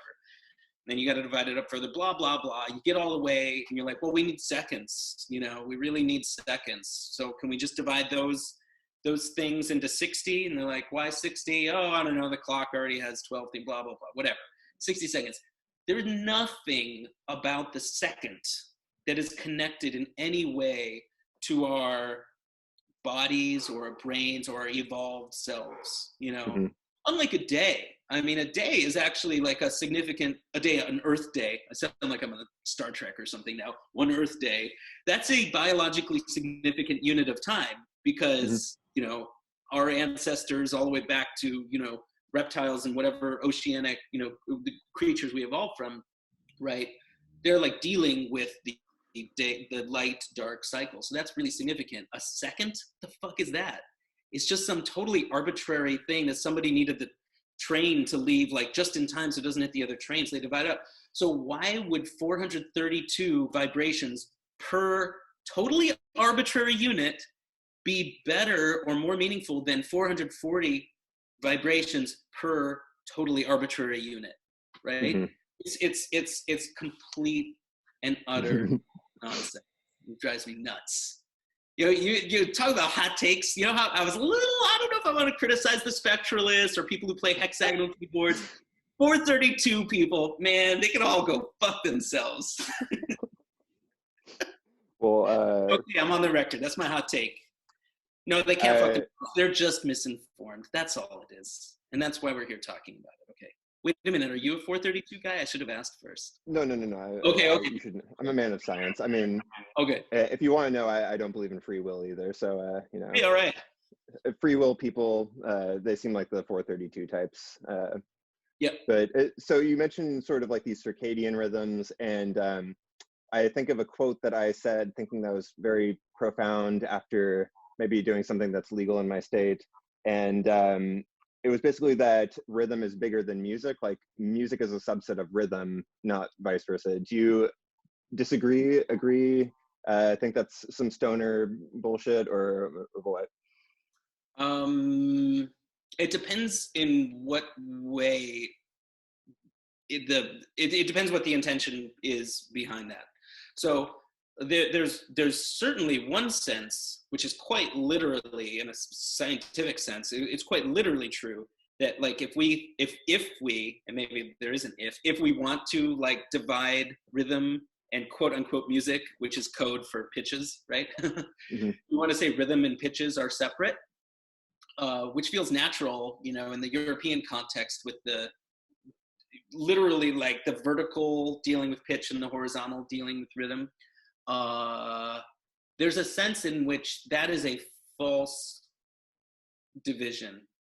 Coming back really to what we've been talking about most of this conversation, which has to do with frequency and resonance and vibration, which is that any pitch is a rhythm. I mean, we're just talking about 432 and 440. Those are rhythms. Now, admittedly, rhythms during an arbitrary time span, but just in the same way, like, oh, is a song at 60 beats per minute, like really profound, but a song at 63 beats per minute is kind of lame. Like, no, that's totally arbitrary. What's a minute? A minute is just a total arbitrary number or unit. But even though those units are arbitrary, there is a deep truth to that. You could think of all music, and I mean, this is going to be really risky to try to draw like some boundary around music.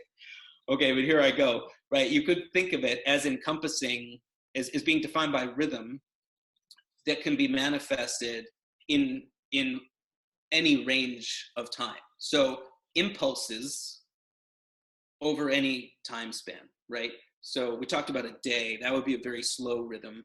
But then we have things that we think of as rhythms, you know, which is maybe like percussion hits, like maybe it's real percussion hit like around 20 beats per minute. We might think of that as slow. We might think of 180 as being fast, right? But those are just impulses, recurring impulses over like units of time. But if you keep speeding it up, there gets a point, right, that the rhythm gets faster and faster and faster, and you're like, whoa, like that's really fast, right? But you keep speeding it up, and then there's this point where you start hearing a really, really, really low-pitched note, right? Right. Mm-hmm. And then you sort keep of flappy one. Yeah, a real flappy note, and you're like, is that a really fast rhythm or no? Right? I mean, and then it keeps going, and then the pitch goes up. So there is truly a continuum between rhythm and pitch. So if that's the sense in which this person was intending that quote that you mentioned, I would say, yeah, absolutely. Like all of these pitches we're talking about, they're just really, really fast rhythms. There's another sense in which you could be intending that, which I would disagree with, which is the kind of thing I encountered as an undergrad at USC a fair amount, which is this somewhat, oh gosh, what do I call people who talk like this? Oh, these people who, they come by and they're real confident and they're like, yeah, that harmony that you're really interested in, that harmony you like. No, nobody hears that. They just hear the rhythm, man. Those kind of people, those people who are real, like they got a swagger to them because they got it all figured out, man. It's the rhythm. Music is rhythm first. And that I feel like I'm more used to them being melody chauvinists, I guess, or at least that's like what the jazz people want to say. Totally. Like, yeah, pick your musical variable. And like people like to sit back and say, no, that thing. And they're playing, I literally had somebody say that to me after a performance. I mean, it was a master class at USC. I was playing some Bach or something. I was really like trying to bring out like the harmonic language and stuff. And this guy was like, man, it's just all about the rhythm. No, your audience, like nobody's going to hear that harmony stuff you're interested in. And I was like, well, I hear it. And I'm not unique. I mean, if I like it, other people probably like it too. So anyway, there's that more like sort of, I don't know, somewhat chauvinistic sense of people just being like, yeah, it's all rhythm first, everything else is second. And I would disagree with that totally. Cool. Not to say that it's harmony or melody first, but it's whatever the composer is wanting to make first. That's maybe the most important part I want to put in. You can compose something that has no discernible rhythm whatsoever. You have other elements that you're emphasizing, in which case that's your music, And who is one of these like rhythm chauvinists to come up and say, yeah, it's not really music. That's just a bunch of oohs and ahs from your a cappella choir. And you might say, oh, listen to the microtonal harmonies, man. They're like sound clouds. Wait a minute, that's a trademark thing. It's clouds of sound. I think John Luther Adams did a piece all about clouds of sound. Maybe I've heard that. Yeah, what is it? It's the something rising. It's for the string quartet. Have you heard that one? It's quite long. Maybe. It's a whole album that's one piece. No, I think I'm mostly used to his piano works. Oh, okay. This is a really good one. I wish I could think of the name of it. Something rising. Gosh, I'm blanking on the name. But the Jack Quartet recorded it. And it's really gorgeous. Really no perceivable rhythm as we would traditionally think of it, but a series starting very low in the cello and the bottom register of the viola. And they're actually playing this little melodic fragment with sort of intervals coming from just intonation. And they tessellate up through the registers, adding the violins, and eventually drift off into nothingness. And sort of this just intonation kind of cloud that moves to a different tonic. And so you have this sense of very slow harmonic movement along with a very gradual melodic rise, and never at any moment would there really be a moment where you'd say, yeah, that's a rhythm. So yeah, the rhythm first people, it's like, no, I mean, it's whatever you want to make first as an artist. Gotcha. I'm gonna have to scope that piece out. So you brought up Jeffrey Holmes, and it sounds like you've done a compilation or a collection of his works recently, and I'm just sort of curious what it's like to engage with that music, because it seems exceptionally difficult both intellectually and I mean probably not much more physically, right? But I'm sort of curious, like I recall seeing you perform, I think it was the 5 microtonal studies with Brian Head back when we were at USC, and that piece was fucking nuts. And like, there's all this weird stuff where like you're jangling around the same note, but it's just a little bit out of tune. And then like, I don't know, just what's it like learning one of those pieces? And is there anybody besides Brian that can actually handle it with you? Yeah, so the funny thing about Jeffrey Holmes' music is that pretty much everybody who's ever played any of his music has complained about how hard it is. Mm-hmm. And yet, I feel like once you just learn it, it's not any harder than Bach or, I mean, Brahms, which I haven't played because I'm not a pianist, but like, I would set his music apart from, say, not in an aesthetic sense, but just like kind of just the physicality of it. Like, it's certainly not as quote unquote hard to play as like Brian Fernyhough or some like that kind of stuff, because I would actually label that stuff as genuinely impossible to render every detail of the score accurately. Mm-hmm. Of course, we can have a whole conversation about maybe that's not the point of new complexity. Maybe the point is the attempt, or see who can get closest. But I mean, let's just be honest. There is truly a level of detail to the score that cannot be rendered by a human being. Okay. Absolutely. Yeah. Fine. I'm not saying it's bad music. I'm also not saying it's good music. But Jeffrey Holmes' music can definitely be rendered not only with all the details of the score, but there is room for personal expression and phrasing and the nuances that a classically trained musician is accustomed to. When we see like crescendo and accent, we're not just robotically playing it. Jeff's music does give you the room to say, well, what does that crescendo mean? What is the actual feeling behind the music that makes me want to do a crescendo? Not just do a crescendo because he told me to, but the music wants to get louder there. And there's room for that. So it's a strange relationship I have with all the music of his that I've played, and I've played a lot of it. And I'm very excited to play more. He actually just finished a brand new solo guitar piece for me, which I should be premiering in about a year.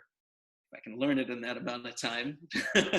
And it's a weird dichotomy that, yeah, it's like insanely difficult music. And yet, like, when the work is done and you're playing it, it's kind of like, what was I complaining about? It's just it's pitches and rhythms and dynamics and expressive markings. And, it's very well composed in terms of that. The ability for real, like, human being can play that. It's meant for humans. It is really human music. So yeah, but I mean, it's hard. I mean, it takes work, but I mean, any classically trained musician, I'm honestly sometimes shocked at the amount of complaining that I even hear from classically trained musicians. Like, oh, I had to practice this, this many hours. And I'm like, well, what do you think this is? Like, you think you're just an accountant that can punch out at 5:00 and just go home and watch a basketball game? Like, what are you even doing? So it's certainly not all. I mean, but there are a surprising number of classical musicians who worked really hard when they were really young and got like really, a lot of facility in what they're doing. And then at some point, I mean, here, it's like I'm doing another hot take. God, you really got me going on the hot takes. I feel like there are a fair number who are just like, okay, I can sight read, I can play the whatever Tchaikovsky concerto, and I can play it, and I'm just gonna cruise and coast, And I've sometimes wondered, like, I don't know, why coast? Why not try to learn a Jeffrey Holmes piece? Because it's really satisfying music to play. Like, definitely brings anything you might have in your soul. It's got to come out because it's deeply expressive music. So with this new piece, what fretboard are you going to be using? So the new piece is on a standard equal tempered fretboard, but the piece is filled with microtonal accidentals. This is something he's been doing, let me think. The first piece he did this for, writing for guitar, standard guitar, but with microtonal accidentals, the first piece he really dug in on this idea was the concerto that he wrote for me, Hrith Moder Liomi, which is a very hard title to say because it's in Old Norse. But he had written microtonal music for guitar before, but the microtonality was achieved by writing for two guitars, one of which was tuned to the seventh harmonic of the other. So there's this interesting, one of them is about 31 cents flat, which sounds strangely dissonant because they're not in tune with each other in our conventional sense, and yet also deeply consonant because the harmonics of the higher pitched guitar do lock in with the fundamentals of the lower pitched guitar. So like a really, really fascinating sound. But it was 2013 when he actually just said, I'm going to write for solo guitar. It's a concerto for guitar and 6 other instruments. And he would just write the guitar music. He would just say, that's a quarter tone sharp, or that's a 6th tone flat, or whatever, right? And so I had to actually just develop, in collaboration with Jeff, I had to develop a way to execute those. And pretty much what we settled on was for the quarter tones, I would, let's say it's F quarter tone sharp. I would just play in finger in F and pre-bend it by a quarter tone, and then play the note. So it's kind of technically challenging because sometimes the runs are pretty fast, but no matter how fast the run is, you have to like pre-bend certain notes sharp.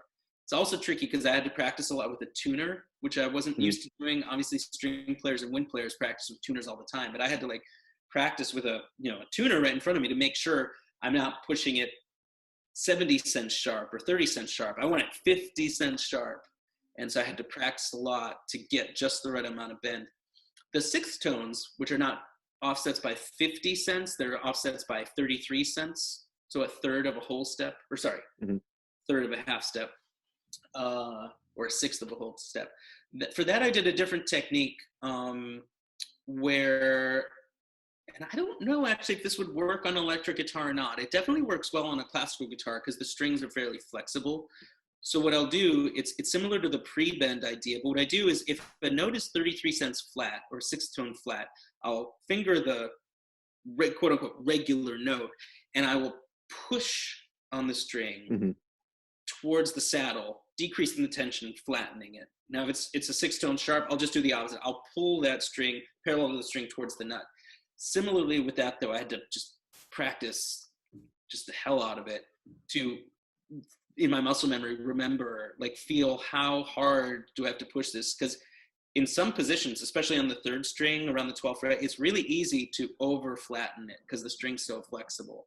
So I had to like basically practice to do all these microtonal accidentals. The good news is like after a fair amount of practice, it kind of became second nature. Like I could, I got this new piece from him and, I see, G 6th tone flat, a flat with a little arrow pointing down. And I'm like, okay, it feels natural. I just play a G and I just push it 33 cents flat and then pluck it. So in that way though, he's able to get basically a 72 note division of the octave, but with a few missing ones, but he doesn't use them. That's a whole other conversation that you should probably have with Jeff about. I actually proposed at one point, I said, Jeff, why don't you just use the 72 note octave? And he had some very good, because in effect, that's kind of what he's pointing towards with quarter tones and 6th tones. It's moving in the direction of a 72 note octave, but he had some really fascinating reasons of why he doesn't want to just say, I'm a 72 note to the octave kind of guy. He's got some I'm imagining him taking that idea and then being like, sorry, Mike, I'm actually only composing for this polychromatic little checkerboard now. That's the thing about Jeff is, Jeff is really quite clear about wanting to write for standard Western classical instruments. Standard orchestral instruments, no quarter tone flute. He writes quarter tones for the flutists, but it's their job to figure out, well, how do you vent air on a regular flute to get it to sound a quarter tone? He doesn't want to write anything for any funky instruments because, again, I don't want to put words in his mouth, but I think he also doesn't want to get pulled into some of these more like utopian ideas that go nowhere. I think he sees himself for all of his like really intense and like serious experimentalism, definitely sees himself in the legacy of Wagner and Brahms and Beethoven and Bach, without sounding, obviously it doesn't sound anything like them, but Right. he's like, yeah, I'm part of a lineage. I don't want to just like pretend let's do future music now and play on hexagonal keyboards. Like that's not his aesthetic. Gotcha. So what is this album that's coming out? Or did it already come out? Oh, the Jeffrey Holmes one? Yeah. Yeah, that one came out in May of 2019. And yeah, it's available on, well, the record company that released it is called Microfest Records, and they're based in LA. And they are owned and operated by John Schneider, who's a longtime advocate for microtonal guitar. He's been really doing a lot of things to promote microtonal guitar going decades back. And his partner at Microfest Records is a pianist, Aaron Calais, who does a lot of really interesting microtonal piano work. And this is the record label that kind of emerged out of the annual festival of microtonal music that happens, I think, every spring in LA, called Microfest LA. There are Microfests all over the world. I just performed at the European Microfest last May, and there's one in Australia. I mean, I think there's one in Finland. So there are these little microtonal music festivals that happen around, and the label came out of it. And they're really releasing a lot of really remarkable albums, featuring microtonal music. So I think that's their most recent CD, although they may have had one or since then that's been released. Very cool. Cool. Well, can you give us sort of like a rundown of maybe like a Kudirkian microtonality playlist? Oh, microtonality playlist. Okay, so my idea of a microtonality playlist is it's very counterintuitive, because what I discovered researching this stuff and now trying to build a business around this idea of interchangeable, tuned fretboards, what I discovered is that a vast amount of the music I have been listening to already for decades was what we might consider to be microtonal, if depending on how we define it, right? Like if we define microtonality, as some people do, as any pitches other than the 12 equal semitones of, equal temperament. Anything other than that, if anything other than that, we're going to call a microtone, then what's microtonality? I mean, my favorite harpsichord CD is Skip Sempei's recording of Francois Couperin, who played at the court of Versailles for Louis XIV, and his recording, I'm not entirely sure, but I think it's probably just in a quarter comma mi tone. I was listening to that. I listened to that recording of his probably thousands of times because it's so freaking good.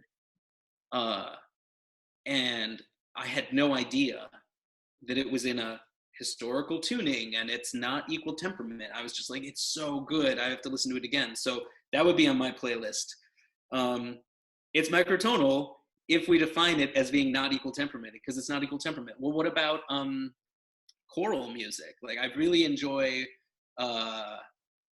even though I'm completely non-religious in any way, if not actively anti-religious, I love settings of the Roman Catholic Mass written in the 16th century. Why? Because they had some of the greatest artists of the day writing them, composers of the day writing them. Can you imagine Michelangelo painting the ceiling of the Sistine Chapel while the composer, his equivalent composer, is like sitting there in the corner basically doing the musical version of the Sistine Chapel? Okay, yeah, it happens to be a setting of the Roman Catholic Mass, which ideologically I could not be like more against, but it's great art. It is, I'm sorry, it's so good. And then you hear a recording of it, and of course it's not an equal temperament. Why would a top tier, Renaissance vocal group, why in the world would they sing an equal temperament? There's no reason to. It's awful. So you can just keep going. I mean, what another album I've listened to thousands of times is the great, if not greatest, kora player from Mali, Toumani Diabate, or Diabate, I'm not sure about the pronunciation. So his, first solo CD that was, maybe I think back in the 80s or something, called Kyra, who I named my daughter after this song of his, Kyra. Her name is Kyra because of this West African kora player, because it is it's like so gorgeous. So, I mean, it's transcendental music in every way. And it, of course, it's not an equal temperament, because the kora, I'm not sure if your listeners or viewers would be familiar with it, but it's a large gourd that is the resonating body, and it has a large stick coming out of it with two banks of strings. You can almost think of it like a harp, but with two parallel banks of strings that are all tied with these leather strips to the long stick, and it's plucked on both sides. And it's tuned by moving those leather strips either up or down to tighten or loosen the string. And of course, it's not. Why would it be an equal temperament? I mean, it's not an equal temperament. It's in some type of, probably some type of just intonation or something. So this is my microtonal playlist, right? Like French Baroque harpsichord music, a cappella vocal music from Rome in the 16th century, West African kora music. None of it is an equal temperament. And it's all music that I listened to obsessively for years and years and years before I even knew there was such a thing as like other tunings and tuning theory and all that stuff. And I think, yeah, I don't know. Music, I don't know. I don't know about this term microtonal even, because it puts the onus on microtonality, or no, let me rephrase that. It puts the onus on any music that's not an equal temperament to almost like justify itself. It's almost like putting this whole world of music into a box. The small box is way too small for it. And bratty little fucking equal temperament is over there with a whole house to himself saying, I'm king of the world. You're not me, so I'm gonna call you microtonal. I mean, I know I named my business MicroTone Guitars, so I am kind of probably shooting myself in the foot here. But yeah, I don't know. Terminology-wise, it's not great. Music is so much more nuanced and subtle and beautiful than just equal temperament. Equal temperament is just this like kind of kludgy compromise that some piano tuners came up with at the end of the 1800s so that Franz Liszt could do weird shit to get more young women to throw their bras at him. I mean, it's like it's just like a weird thing that evolved in the 19th century to accommodate some performers and some composers. And it's like, yeah, I don't know. There's this book. I don't know if you're familiar with it, or your listeners, if they're not familiar with it. Very short, easy, accessible read, but absolutely summarizes a lot of what we've talking about in a beautiful way, which is a book called How Equal Temperament Ruined Harmony and Why You Should Care, by Ross Duffin, who's a professor at Case Western Reserve University in Ohio. And I just could not recommend this book highly enough. It really just sets out the problems with equal temperament, and why it's kind of sad, actually. It's kind of sad that so much of the musical world has been, taken over by this one system that is fine for certain types of music, but really like not pretty sounding for so much other music. It just doesn't sound good. I feel like it would be great if equal temperament could somehow become part of the thing that like the social justice movement is against, and if they just tie it back to the patriarchy and they can help us eradicate it. Yes. I love it. Just the most woke will never listen to equal temperament. The wokest want that 72 octave division. Is there some spicier stuff that you'd throw on that playlist, like something that's a little bit more ear-bending? Yeah. Well, I mean, as I already talked about extensively, Jeffrey Holmes, for sure. Although, I would, ear-bending. Here's the thing, and this is just speaking for myself here. I keep finding myself coming back to your microtonal hot takes section. Mm-hmm. So maybe I realize I carry more grudges than I thought I did, but but I might get in some hot water here, but I kind of have a problem with a lot of self-consciously microtonal music, which I would not put Jeffrey Holmes in that camp. I Jeffrey Holmes, and I've talked with him at length, much like I'm talking to you right now. He's made it very clear that he doesn't consider himself a microtonal composer. He's a composer who just doesn't want to be limited by the confines of the 12 notes to the octave, because there are richer sounds that he wants to hear, okay?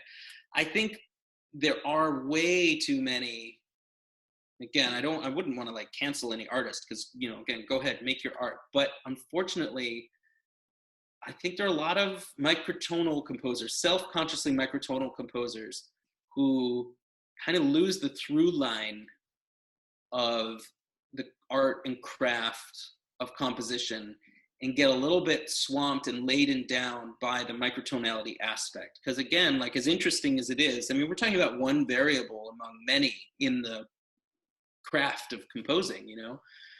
And so I think I don't really think I would want to give you a list of more ear-bending stuff other than of like the quote-unquote microtonal composers, like Harry Parch, right, is like probably like the number one example of American maverick microtonal composers. I performed for pretty good number of years in LA's Parch Ensemble before I left LA to take various teaching positions around the country. And I mean, it's a great ensemble with top tier, some of the best musicians in LA play in the Parch Ensemble, and they're great and super committed, but if you really sat me down and said, like, Harry Parch, composer, like great composer, greatest composer, mediocre composer, like, I like just, I would say as a composer, yeah, I don't know.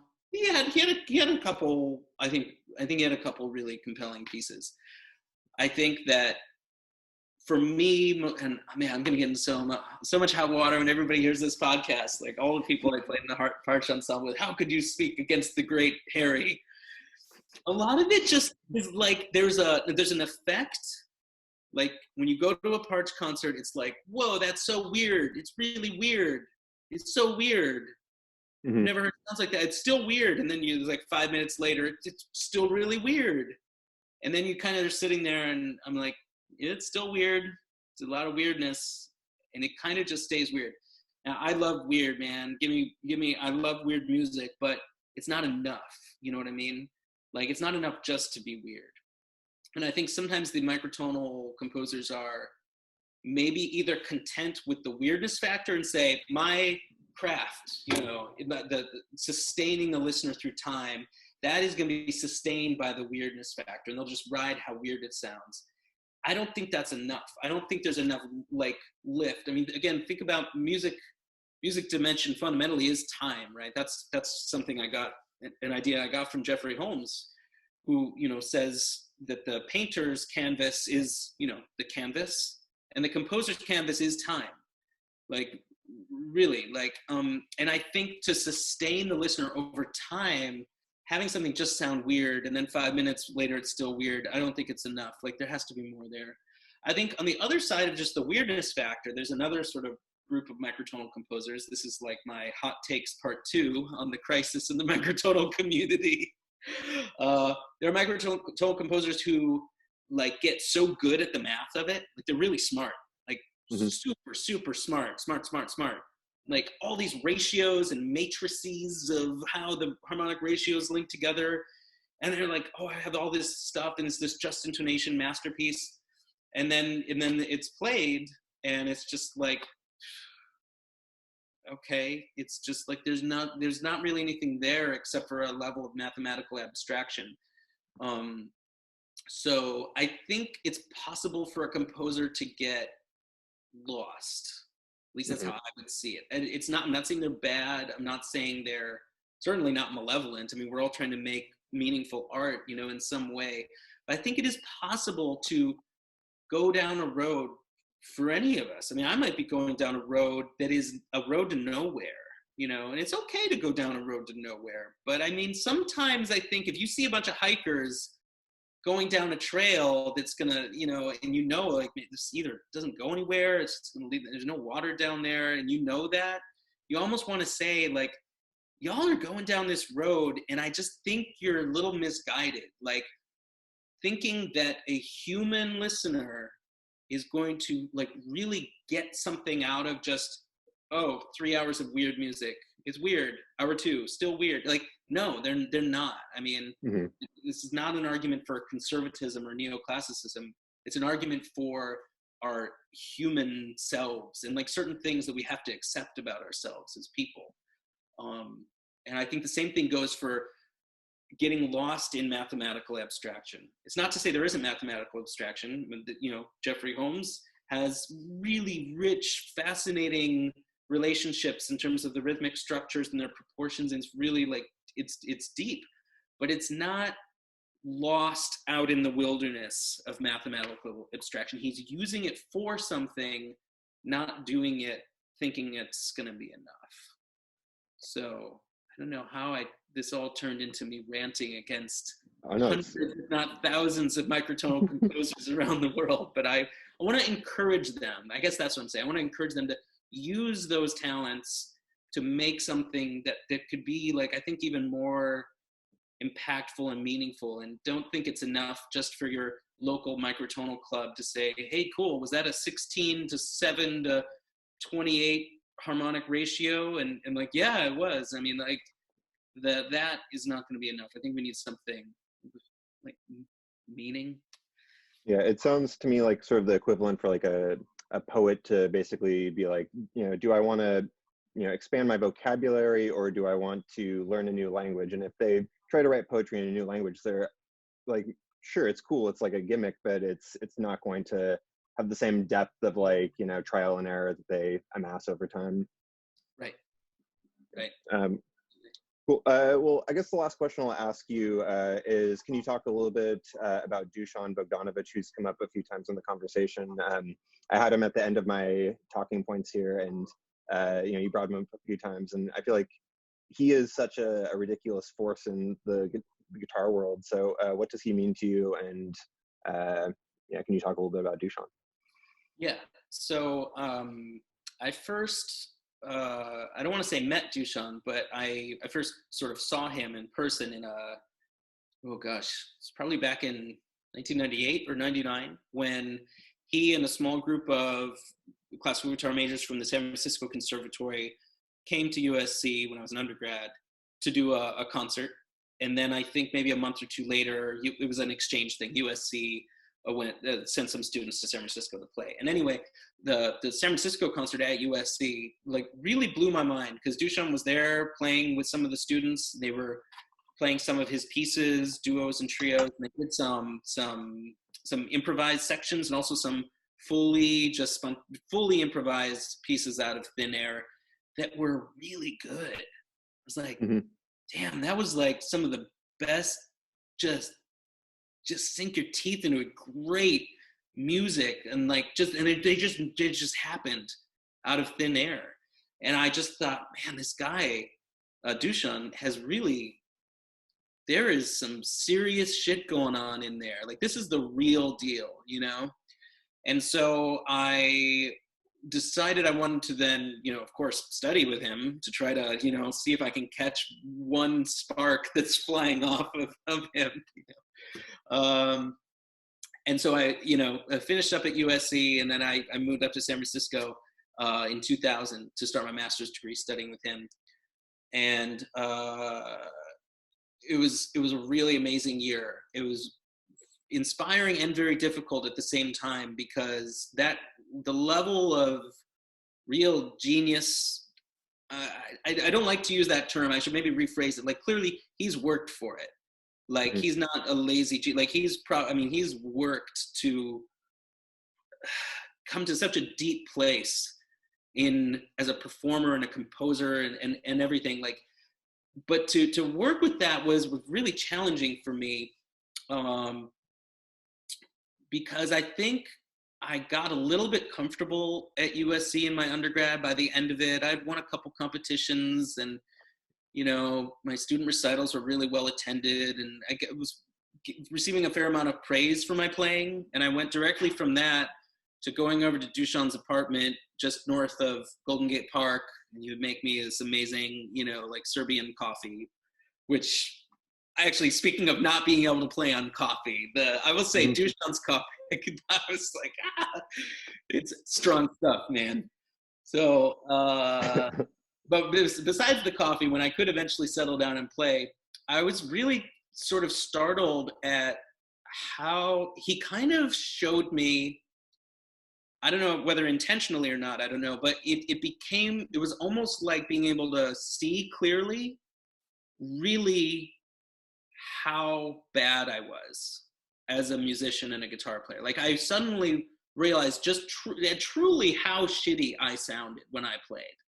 And this is not false modesty. This is like, it was a little bit difficult for me to go from this, you know, like, oh, I've won a big competition, you know, like, what is that? There's like 3 nobody judges who probably they sound like shit, decide this one kid sounds good. I mean, it's like such a ridiculous system. But then it does, you know, unfortunately for the person who receives the prize, it creates this real like illusion of achievement in music.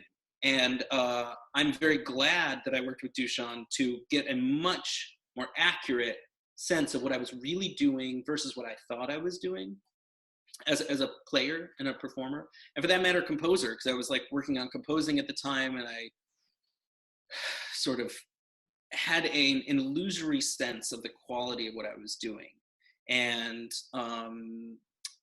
he was not mean in any way whatsoever. He was very kind and generous and gracious, but he's also not, he's honest, you know, but not in a mean way. I mean, but he definitely, like, it was like seeing through glasses, being able to see through his eyes or his ears, really.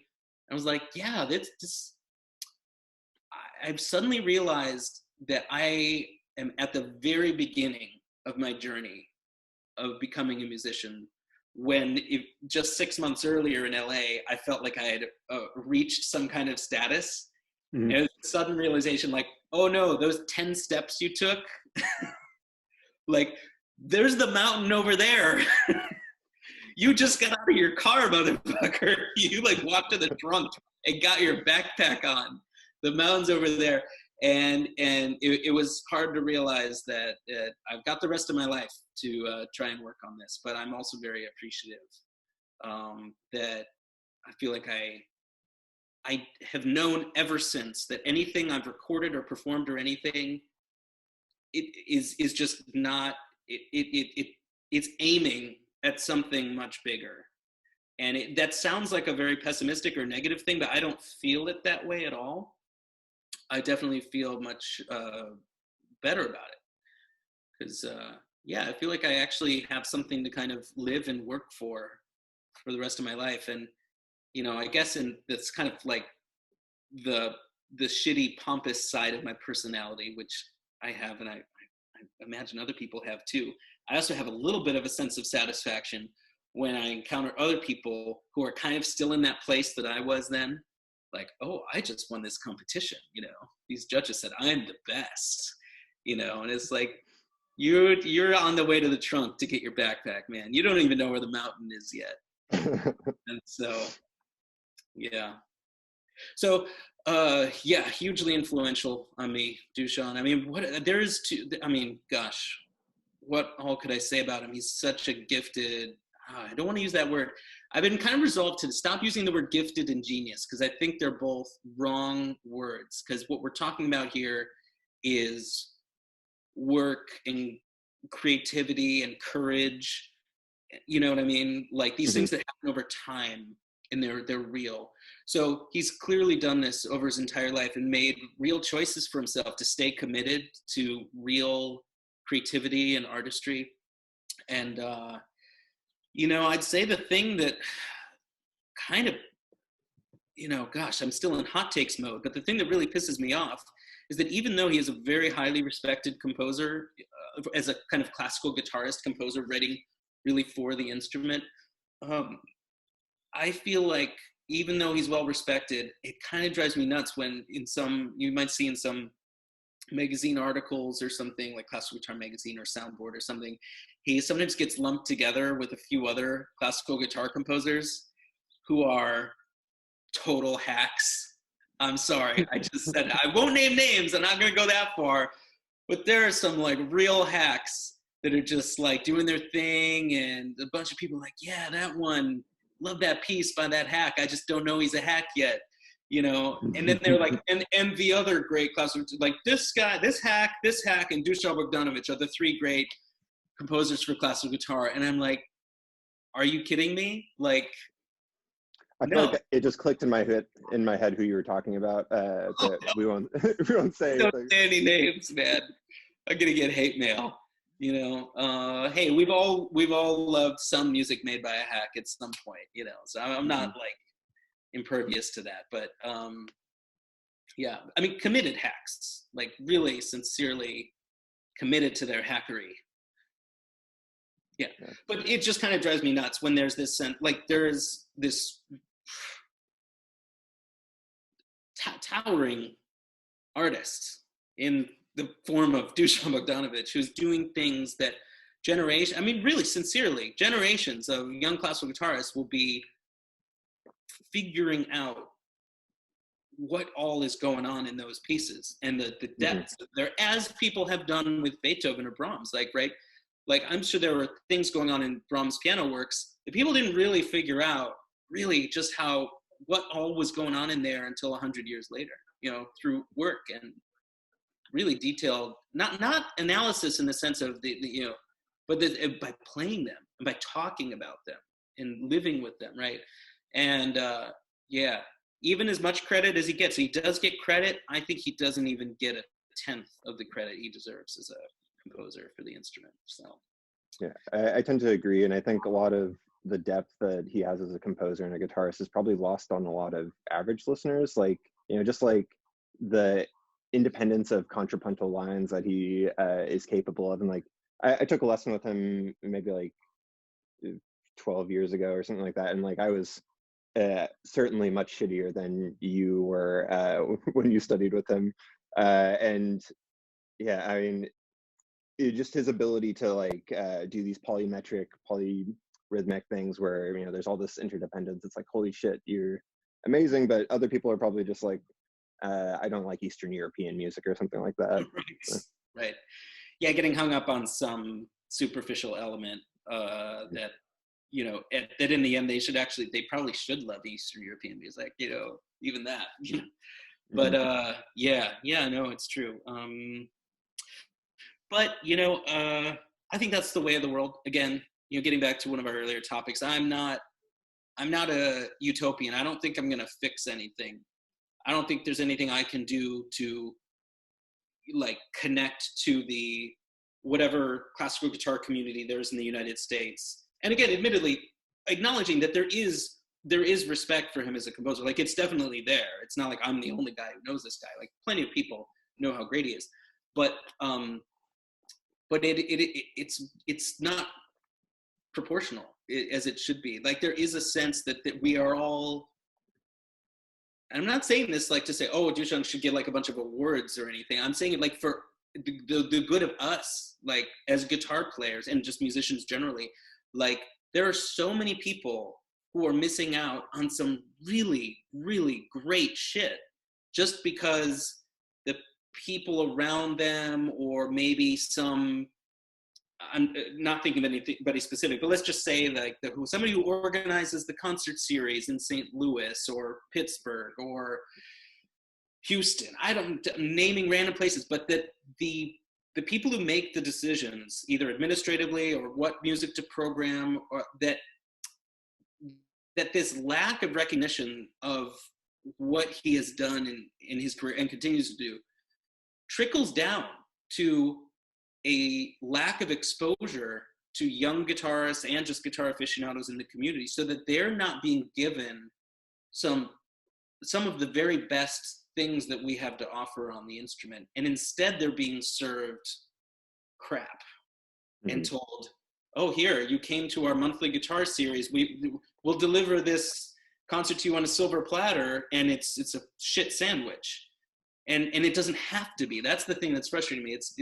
It's not just to like say, you know, oh, Dušan's so great. It's like, we have much better music that we could be playing, and we're not getting enough of it. And that does kind of piss me off. Gotcha. Cool. Well, we're at 2 hours and 10 minutes now. Is there anything else that you want to talk about before we sign off? Well, I guess I've just been wondering, like, what is your take on the Nespresso pod? I used to be a manual espresso presser and stuff, but honestly, man, I couldn't deal with the fact that in the morning, my brain could not engage in such a complex cognitive and physical task. So what do you have to say to me as a lapsed real espresso maker? You have to say to me. I haven't tried these Nespresso pods. I'm generally more accepting of sort of like new technologies like that. Like the company that I work for, we're trying to figure out how to do instant coffee and like sort of seeing it within the bigger picture and trying to not be small-minded and just like, we only do this type. That being said, I think home espresso of any sort is kind of like more money than it's ever worth. I'm just like a brewed coffee guy because you can get that set up for relatively cheap. And I just, when you have like these flavors compacted into this small thing like an espresso, if it's like shitty flavors and they're bunched up, it might be better. But when you're dealing with nice coffees, it's nice to like spread them out and have like, oh, that's the sweetness, the acidity.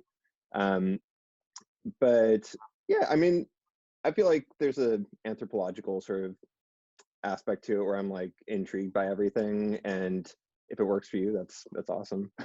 Yeah. Well, I'm gonna need you to send me an email, which just writes out, like for brewed coffee, like just how should I be brewing it? Where should I be getting my beans? Just give me the step by step, man, because I'll do it. I will follow your directions to the letter. I need a knowledge. I need a mind meld. That's what I need. I'm happy to do it. Right. Yeah, I'll give you all that information, and maybe I'll even send you some coffee. Oh man, that would be delightful. Yeah. Hey, well, thanks for having me on this. This was a real. Thanks so much for talking to me. Yeah. Cool. Well, I feel like we should do this every week. I mean, if you want to come back on, I'm happy to have you. Anytime, man. It was a joy. Awesome. Beautiful. I'll talk to you later, Mike.